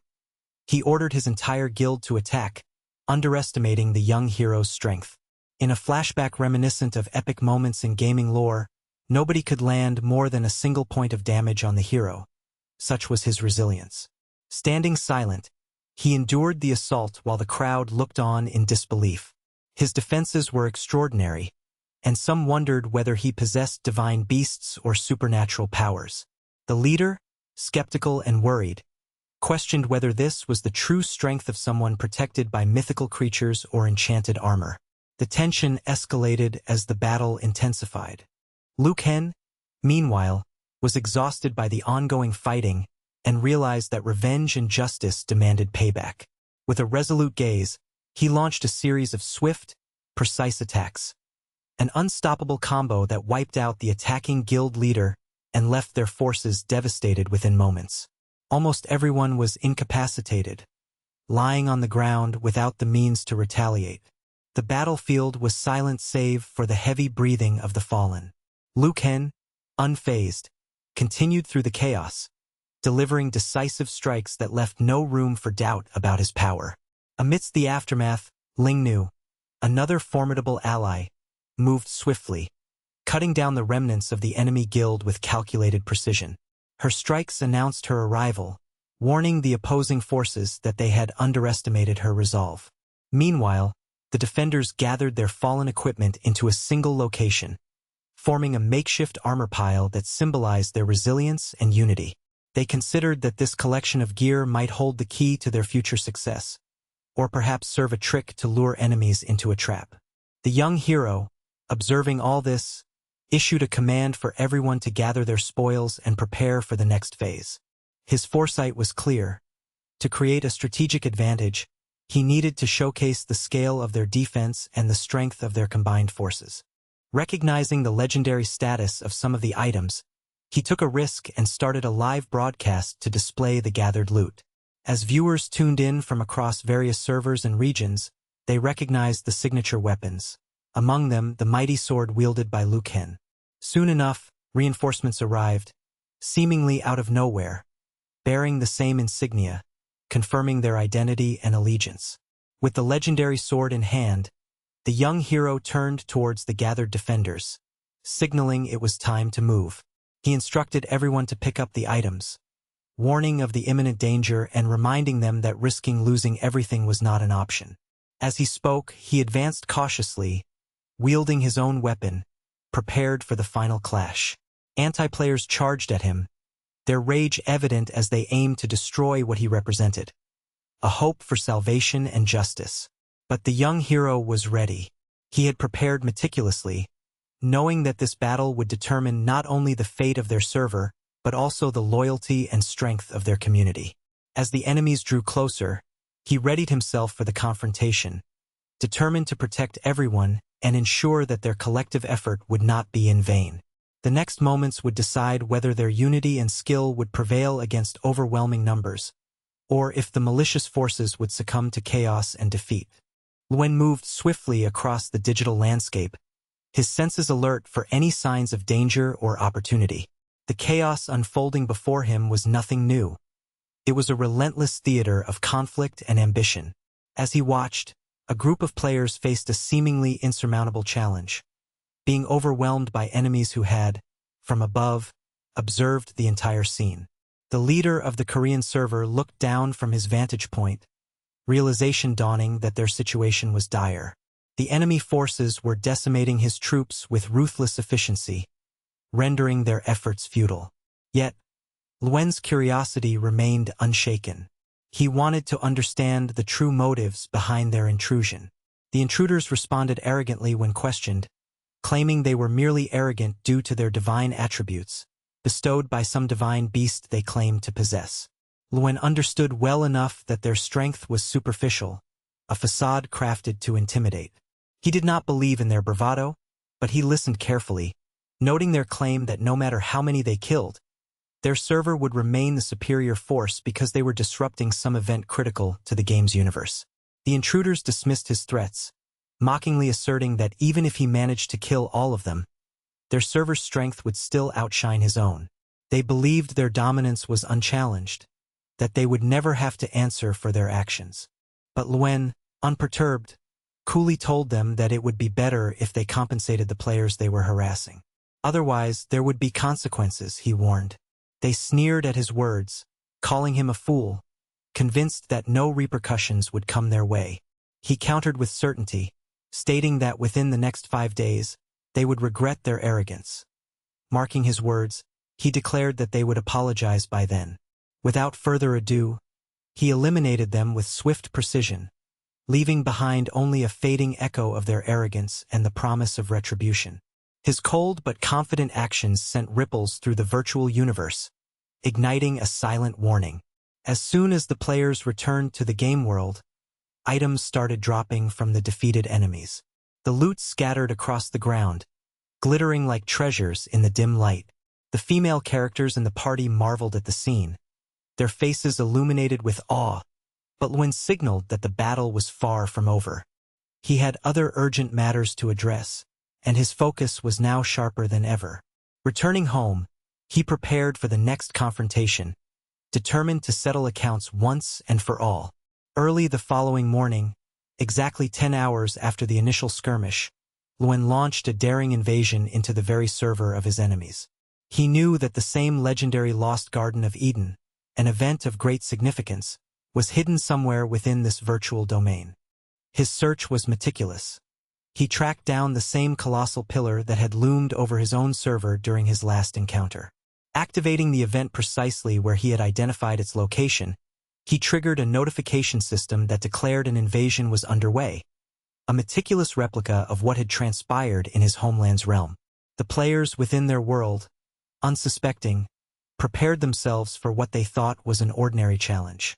The task was clear: destroy the 8 pillars embedded within the server to complete the event. Little did they know that it was Luen who had initiated their challenge. This secret dominion was under his control, and he was the mastermind behind the chaos. The entire server was drawn into the confrontation as all its inhabitants hurried to participate, each person eager to prove their strength against what they believed was a typical questline. Unbeknownst to them, Luen had concealed his true role from the very beginning. His strategic positioning near the pillar made him a silent guardian, watching how the players reacted and how the event unfolded. His intent was not to help them, but to observe, to learn, and to prepare for the ultimate confrontation. As the virtual skies darkened with the rising threat, players scrambled to find the starting point of the Lost Garden of Eden, searching desperately through the densest of forests, the shadowy ruins, and the echoing caverns that hid their true prize. For a long while, the players misunderstood the origins of the mission, believing they were the ones setting the course. Their enthusiasm grew as they encountered formidable beasts, including packs of wolves and other monstrous creatures. The leader of the wolf pack, a mighty beast of legend, urged them on, instructing everyone to broadcast live footage. Their goal was to showcase to the entire virtual world how they would conquer the divine beast, hoping to claim glory for themselves in such a prestigious challenge. Back in the main city or town where the players gathered, some of the more anxious members expressed concerns over the increasing strength of their enemies. They worried that this surge in power was a sign of something greater lurking beyond what they could see. Their joy, however, was tempered by a gnawing fear. Could this be the dawn of a new era where divine beasts would dominate the battlefield? Still, they cheered on, eager to return and seek vengeance for past defeats, big and small. Suddenly, a mysterious figure appeared before the players, standing confidently amidst the chaos. It was an unknown warrior, or perhaps a hidden player, whose presence alone seemed to command attention. The leader of the quest announced that to participate in this mission, players would need to pass a preliminary test, an initial challenge that screened out the unworthy.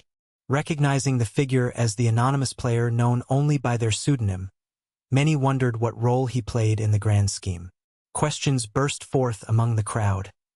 Why was this mysterious figure present here? Was he an ally or a foe?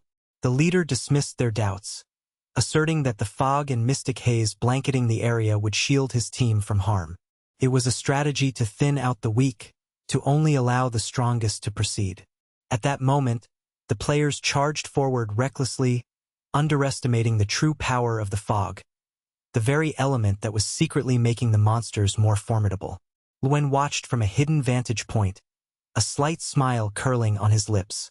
This fog, far from merely obscuring vision, enhanced the creature's abilities, making them stronger and more dangerous. The damage dealt to the players seemed to double, as if unseen hands were buffing the monsters just beyond perception. The leader of the party, attempting to rally his team, urged a cautious approach, but it was too late. The chaos intensified as the monsters, now more powerful than ever, struck back with renewed ferocity. In this melting pot of chaos and strategic deception, a man emerged, a figure who seemed to want to negotiate, to strike a deal amid the turmoil. He appeared calm, with a demeanor that suggested he was no ordinary player. His words hinted at a possibility of peace, or perhaps an exchange of favor. Luen observed carefully, noting that this person's true intentions remained cloaked in ambiguity. Meanwhile, Luen's own trusted dragon was stationed nearby, prepared to intervene if necessary.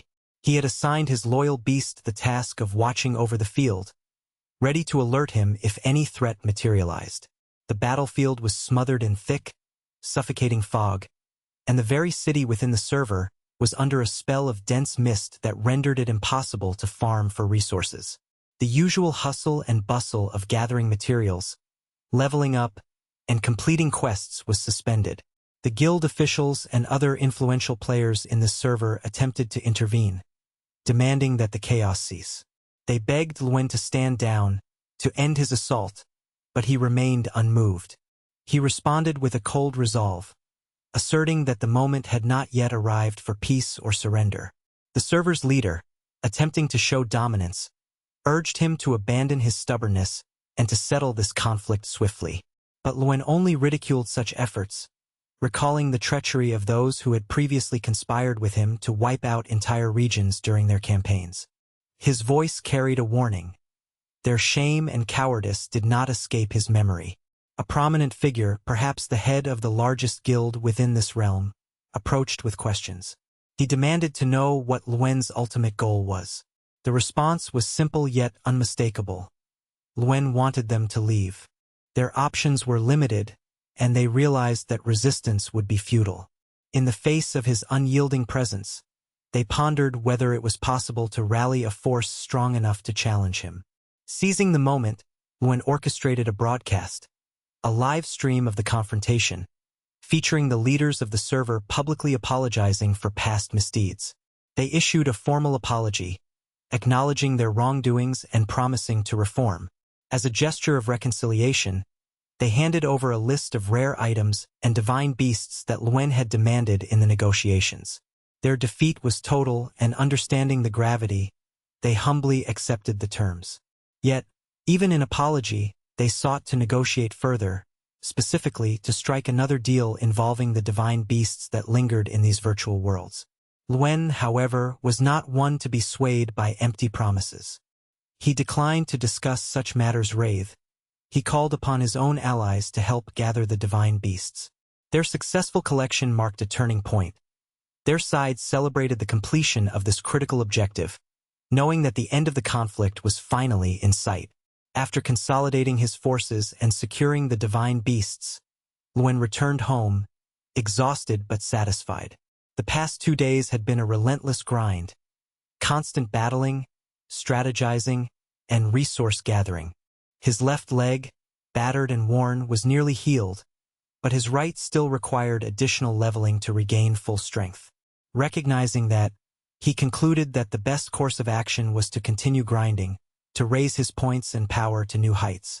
He decided that the immediate priority was to strengthen his forces, the Legion, by upgrading their command structure. By doing so, he could summon more creatures and bolster their overall strength by perhaps a quarter.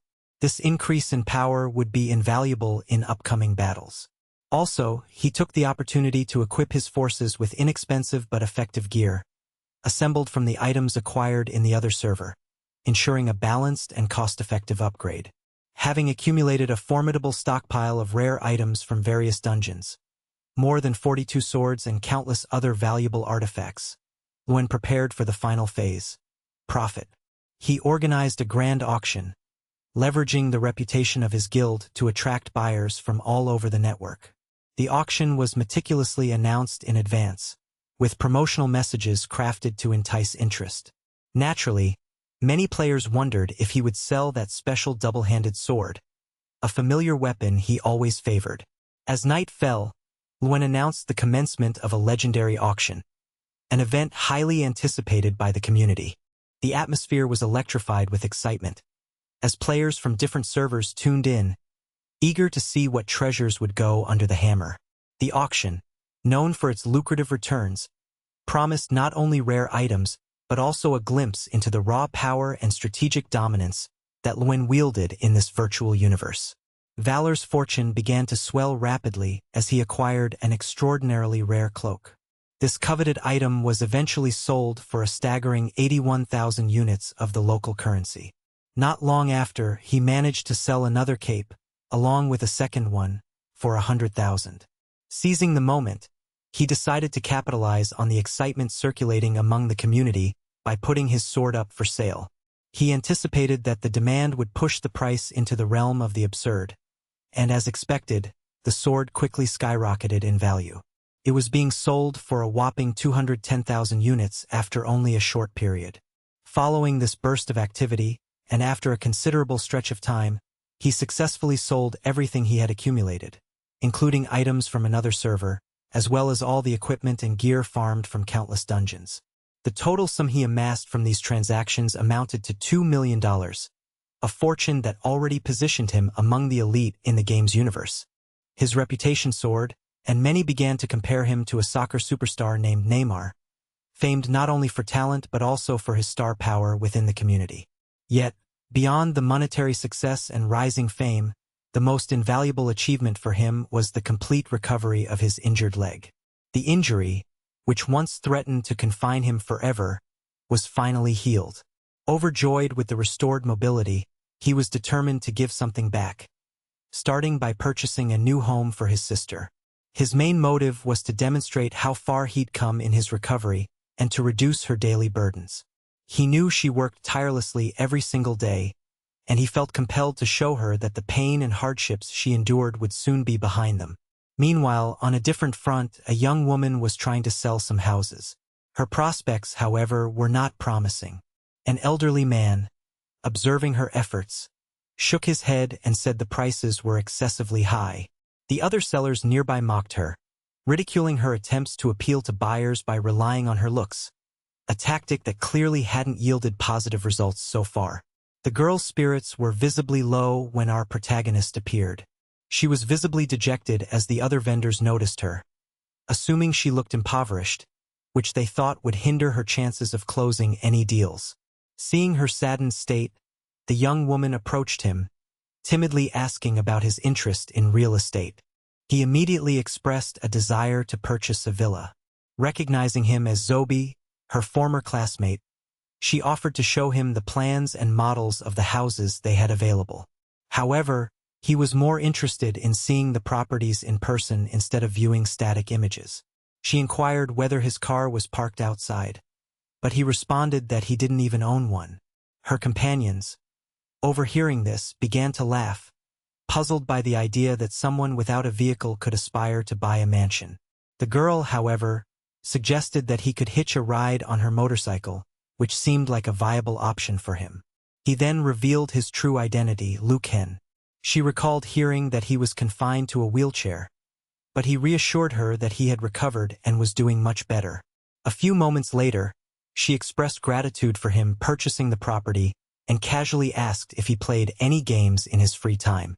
He replied that he enjoyed playing a game called Tal and Perrin and hinted that perhaps they might meet there someday. The transaction for the villa was so swift that he had already returned to his farming activities by the time she finished her words.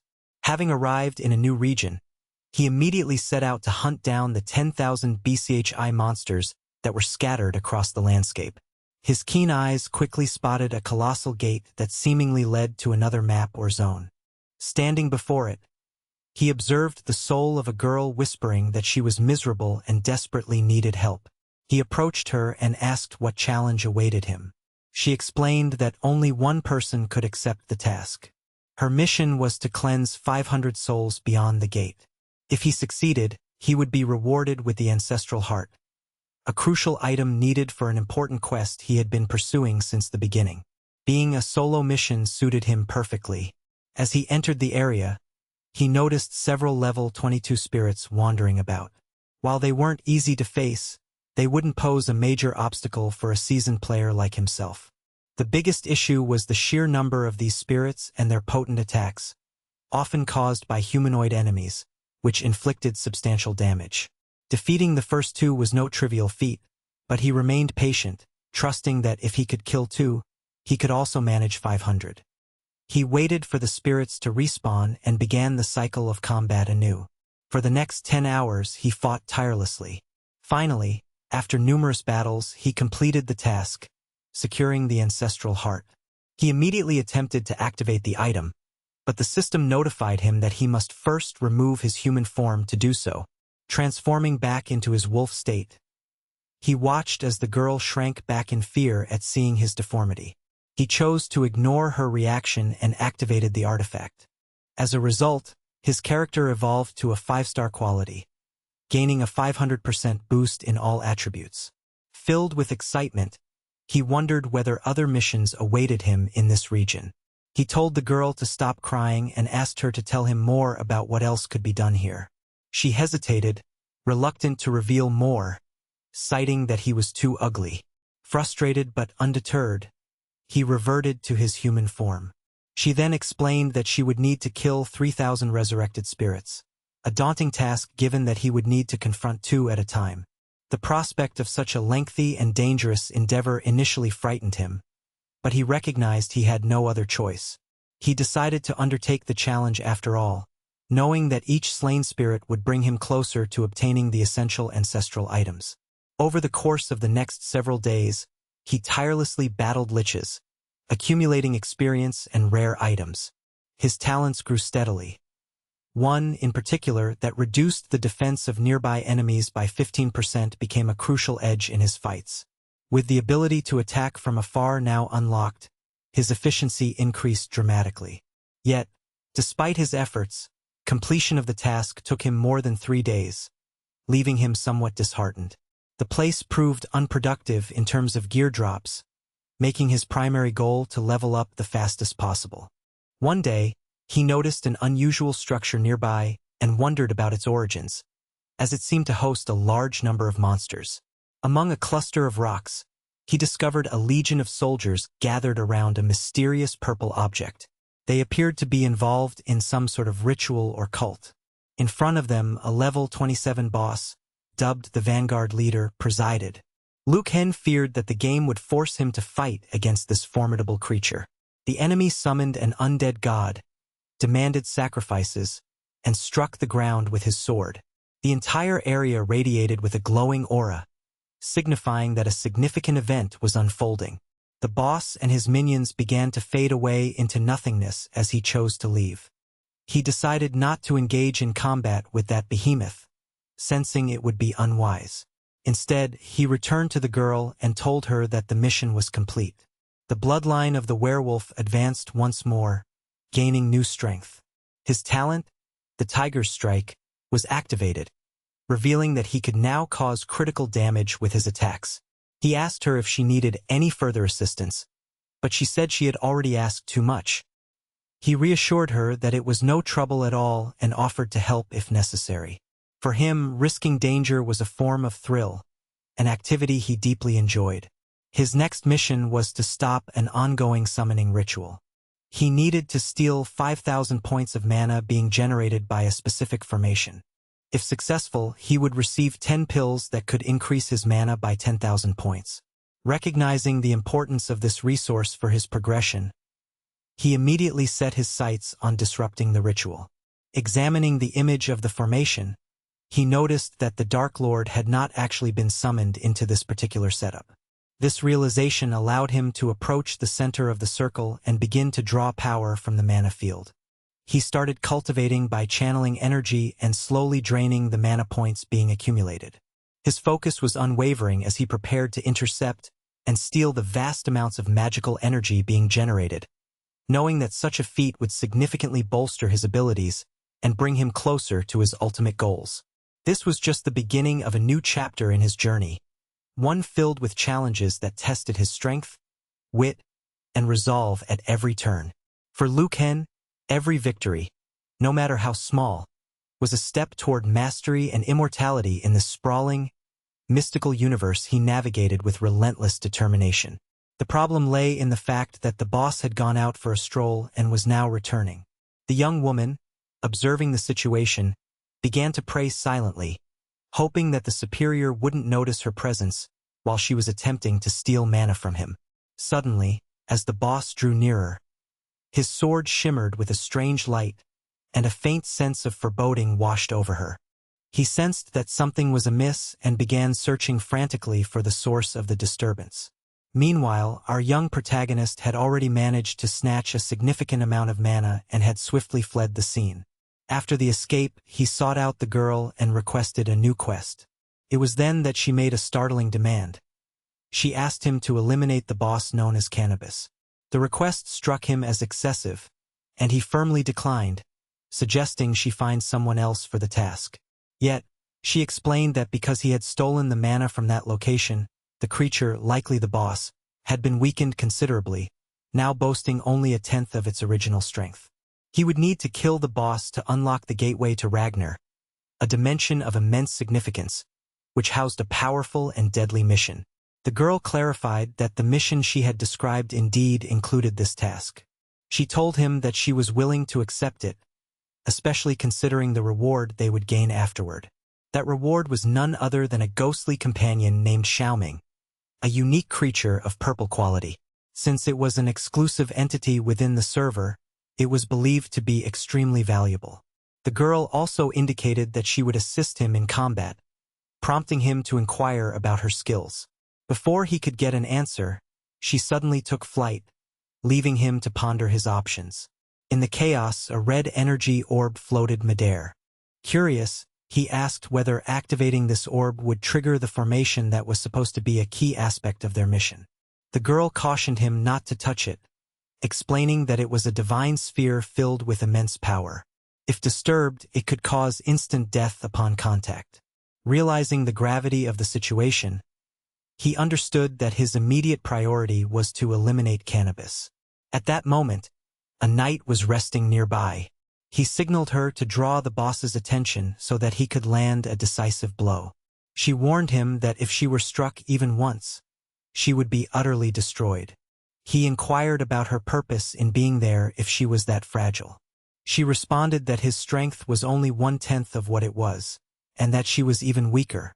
Chun, the young man, acknowledged her words and decided to proceed solely because of the potential benefits.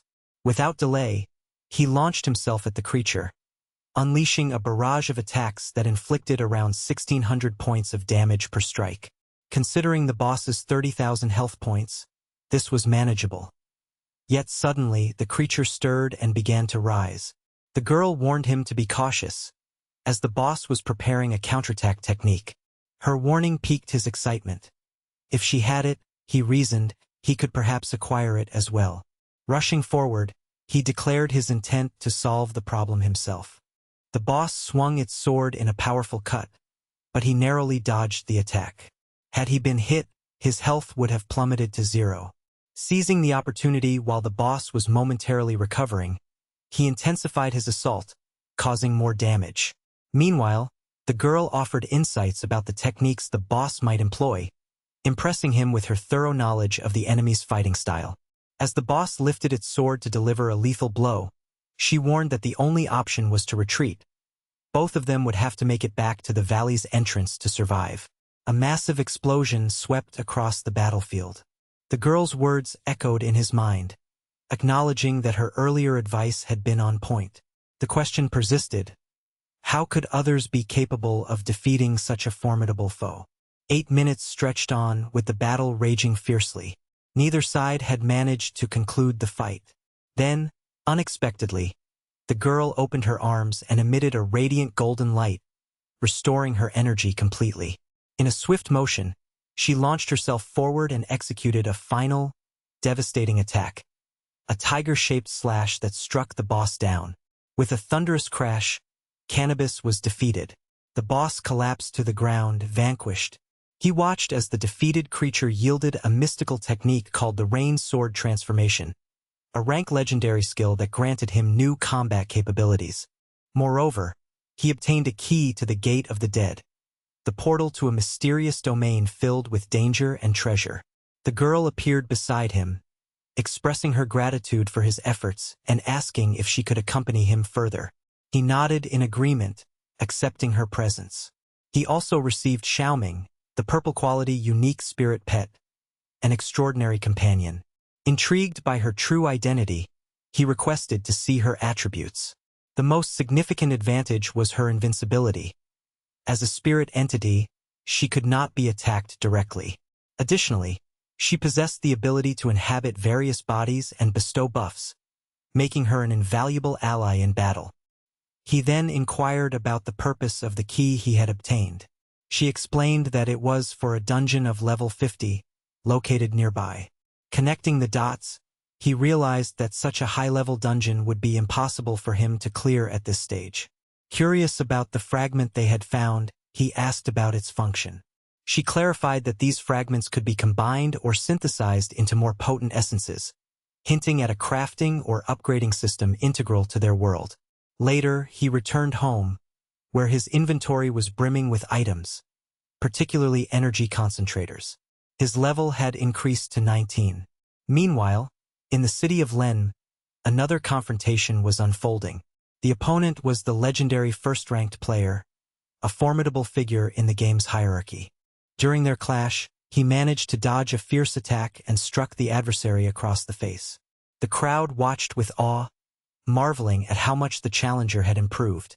The veteran player acknowledged the progress but expressed fatigue, stating he was tired of playing.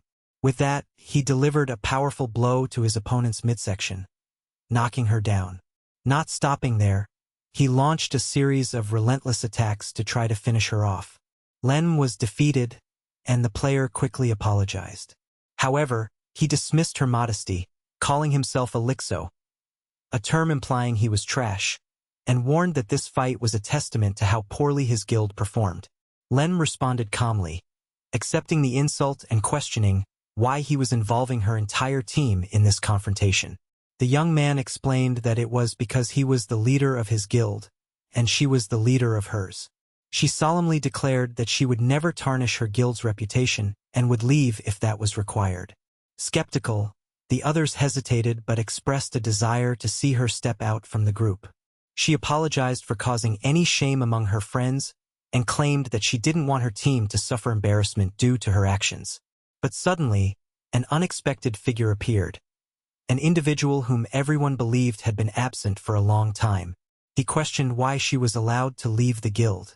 It was clear that this rogue's true intention was to prevent the girls from departing. The crowd was stunned, for no one had seen him in ages. He looked around, as if assessing the situation. He then asked if they were bothering the poor girl, and she, perhaps embarrassed or instinctively defensive, apologized for the shame caused. But now his mood seemed lighter. He remarked that it was his fault and that he would take responsibility for the chaos. His presence shifted the dynamics dramatically. The legendary first-ranked opponent, known as the Old Rank One, declared that today they would end the protagonist's life or disband from the server altogether. The warning sounded ominous. He cautioned them that the situation had changed significantly since 10 days earlier, and that their entire alliance faced a new, far more dangerous reality. The battle lines had been redrawn, and everyone involved knew that the stakes had never been higher. Once again, the unfolding tale took a new turn, as the seasoned warrior of the realm declared his intention to leave if he faced defeat. His words rippled through the gathered crowd, sparking a wave of curiosity about who might abandon the ongoing battle. Two guilds stood confrontationally before the city's walls, their eyes locked in a tense standoff. Onlookers whispered anxiously, noting that the protagonist's guild appeared to be severely understrength, with noticeably fewer members than their rivals. With a broad gesture of openness, the warrior stretched his arms wide, proclaiming that anyone who wished to flee could do so at that very moment. His bravado was met with mixed reactions, but amidst the tension, one of his comrades stepped forward, urging everyone not to lose hope and to stand firm. The young fighter, however, merely responded with quiet confidence, assuring his allies that they should not worry, as he intended to make it clear that no one should dare to challenge his guild's honor. The assembled crowd was incredulous. They found it hard to believe that someone would face an entire opposing force alone, driven solely by overwhelming rage. As the enemies advanced towards him, attempting to strike him down, they remained oblivious to the fact that the young warrior had grown immensely stronger following a recent spiritual trial. Observers from afar watched the fierce confrontation unfold, uncertain whether he could truly emerge victorious. The leader of the opposing guild announced that today, the young hero would vanish from this realm, but he dismissed the threat with unwavering certainty. Without hesitation, the young fighter brandished his twin blades and launched an aggressive area attack. His dual sword strike created a devastating wave that inflicted damage upon all enemies within range, more than a tenth of their health points.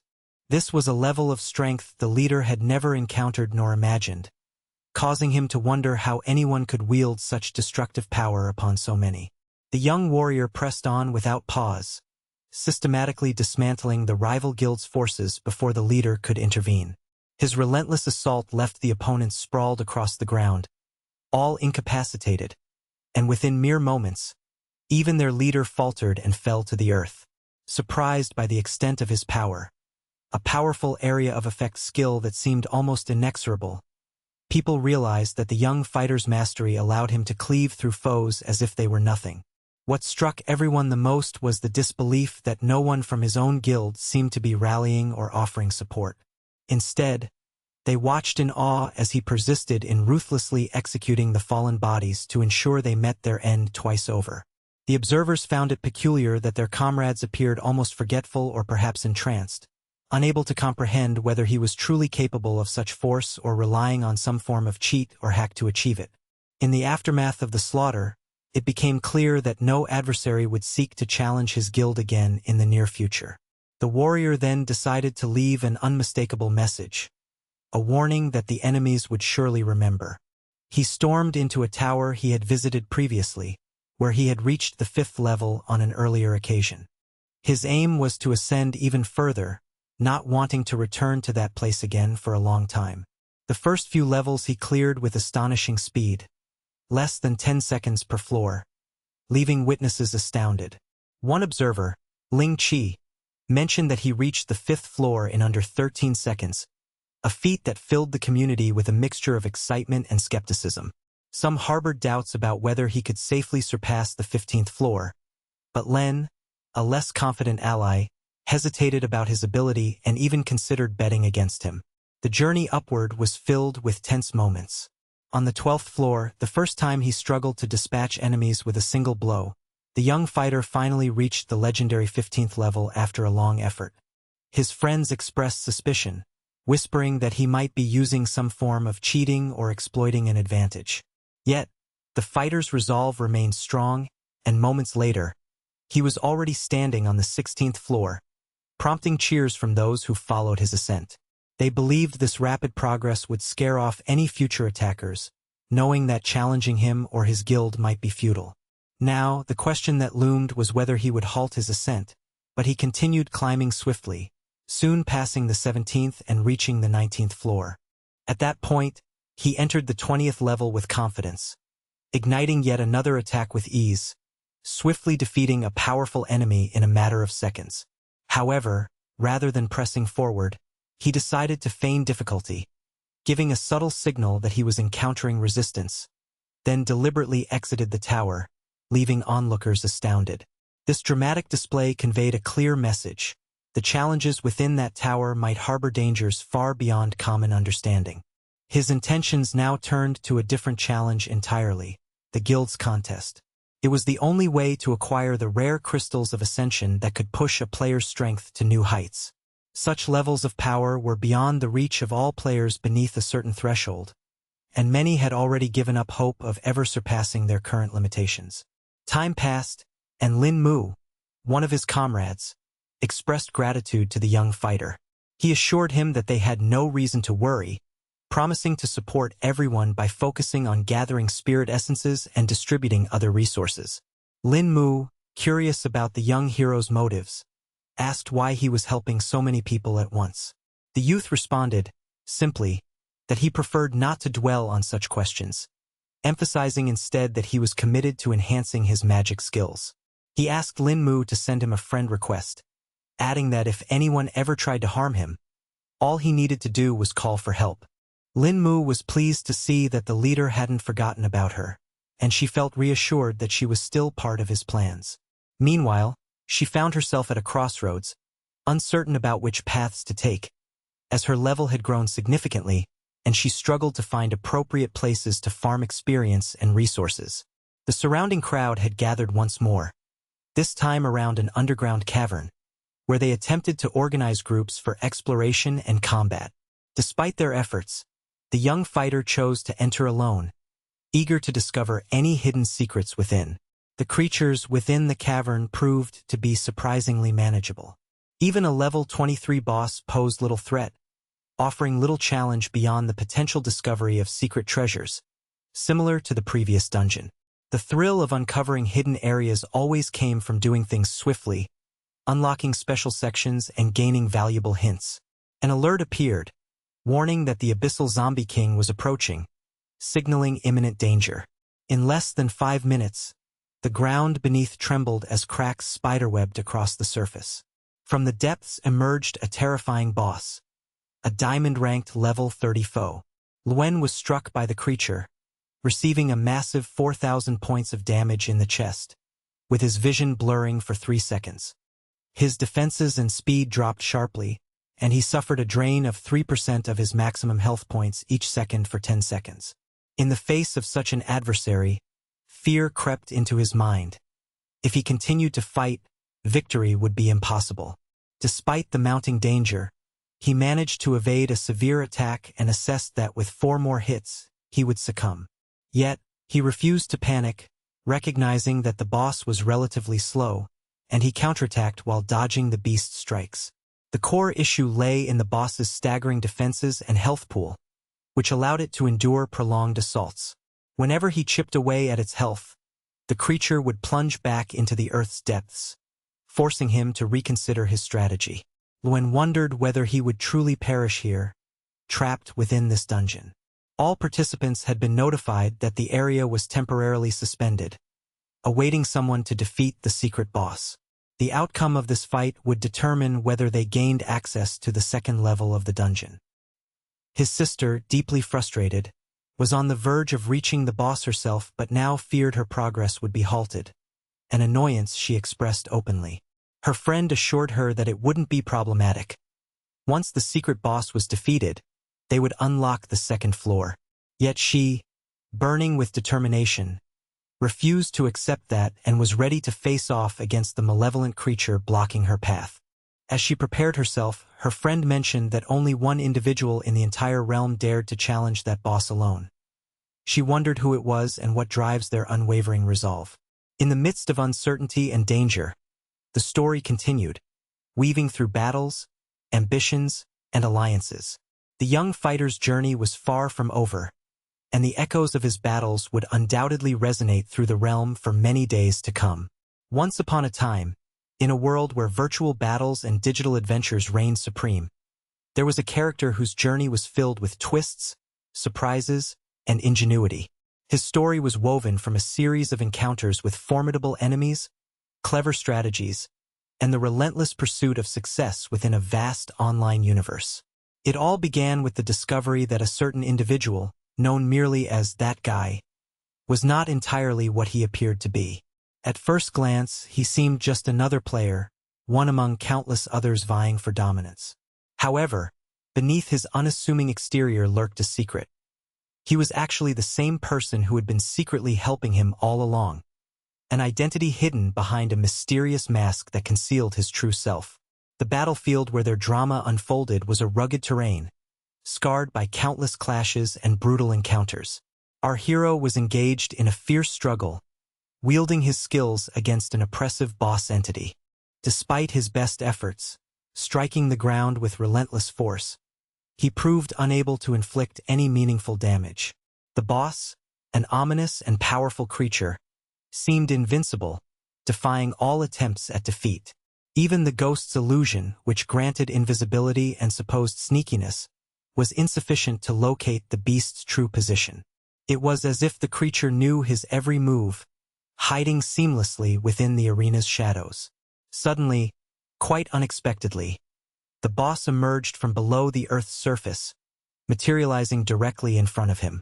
The terrain had concealed its location perfectly, and the entity's invisibility left our hero at a disadvantage.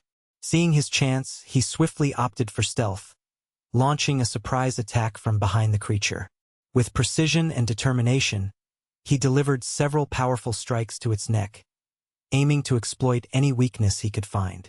This intense combating process continued for over half an hour, during which he relentlessly pressed on, refusing to give up. His perseverance paid off when, finally, the creature succumbed and fell to the ground defeated. In the aftermath of victory, the hero acquired a series of valuable items.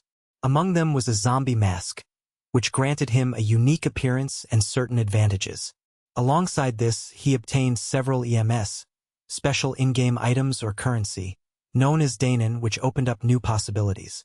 Most notably, he discovered an order of recruitment within the dainen system, a document granting him the credentials to hire a zombie king, a powerful ally that could turn the tide of future battles. The mask's enchantment also reduced the energy consumption and slowed down the movement speed of other players who encountered him, giving him a tactical edge during encounters. Yet, perhaps the most prized possession he acquired that day was a special key. This key wielded immense power, conferring access to the second level of a place called that dainen, a secret realm deep within the game's universe. In that moment, the hero activated the key, causing a luminous gold light to rise from the depths, illuminating his surroundings. His decision to deploy the key was strategic. He wanted to be the first to explore this new domain and complete its challenges before others could claim it. Interestingly, the interior of the realm was unlike any typical dungeon. There were no monsters lurking within. Instead, it was a mysterious, personal space managed by its owner, allowing him to set prices for entry and decide which monsters or items would be available for exchange. This realization opened up a new chapter in his adventure, a way to generate revenue without constantly battling monsters himself. He began investing in upgrading his private domain, spending a significant amount of in-game currency to elevate its level to the lofty height of 20. Within this space, he also purchased various creatures to showcase and offer to other players, transforming his domain into a virtual marketplace. Organizing the realm, he prepared it for the momentous day when he would open its doors to the public. Soon, rumors spread among the player community about a mysterious, radiant laser beam emanating from a remote, secluded location. Curious adventurers journeyed toward the source and found an impressive gateway, an entrance to what was revealed to be a danjen, a type of dungeon created solely by a player. To their surprise, entrance was exclusive.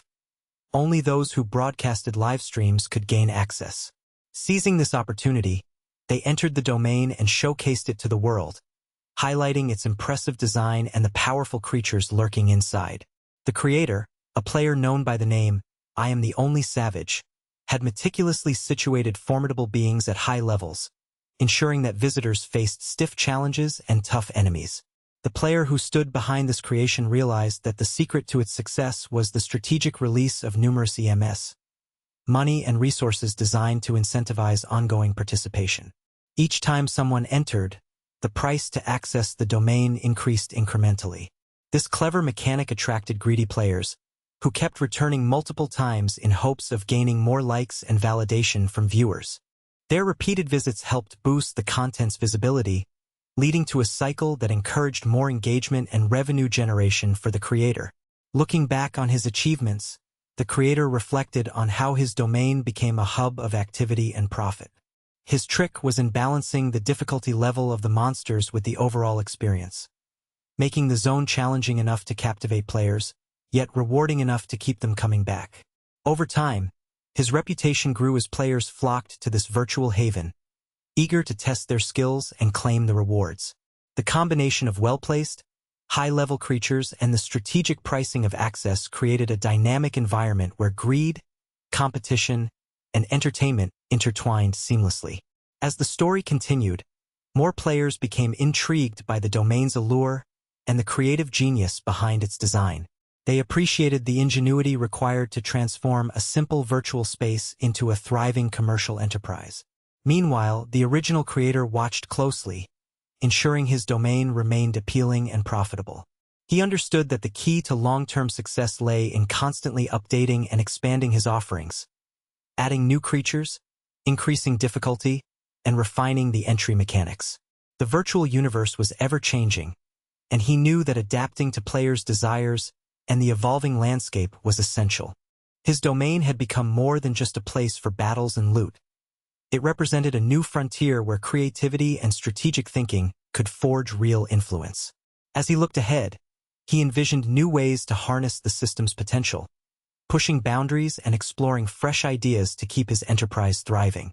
In this digital realm, where each decision could lead to glory or ruin, the creator's mastery of game mechanics and his understanding of human nature allowed him to stand out. He continued to innovate, setting new standards for others to follow. His journey was a testament to how ingenuity, strategic planning, and a keen sense of market dynamics could turn a simple game into a thriving digital empire.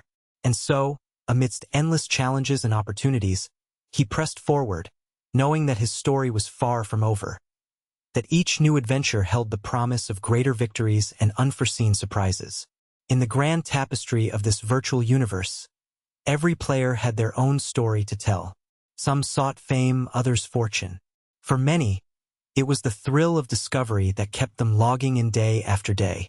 And for a select few, like the creator of this domain, it was about transforming their passion into a legacy, building worlds within worlds, where imagination knew no limits and success was only a matter of strategy, perseverance, and a touch of brilliance.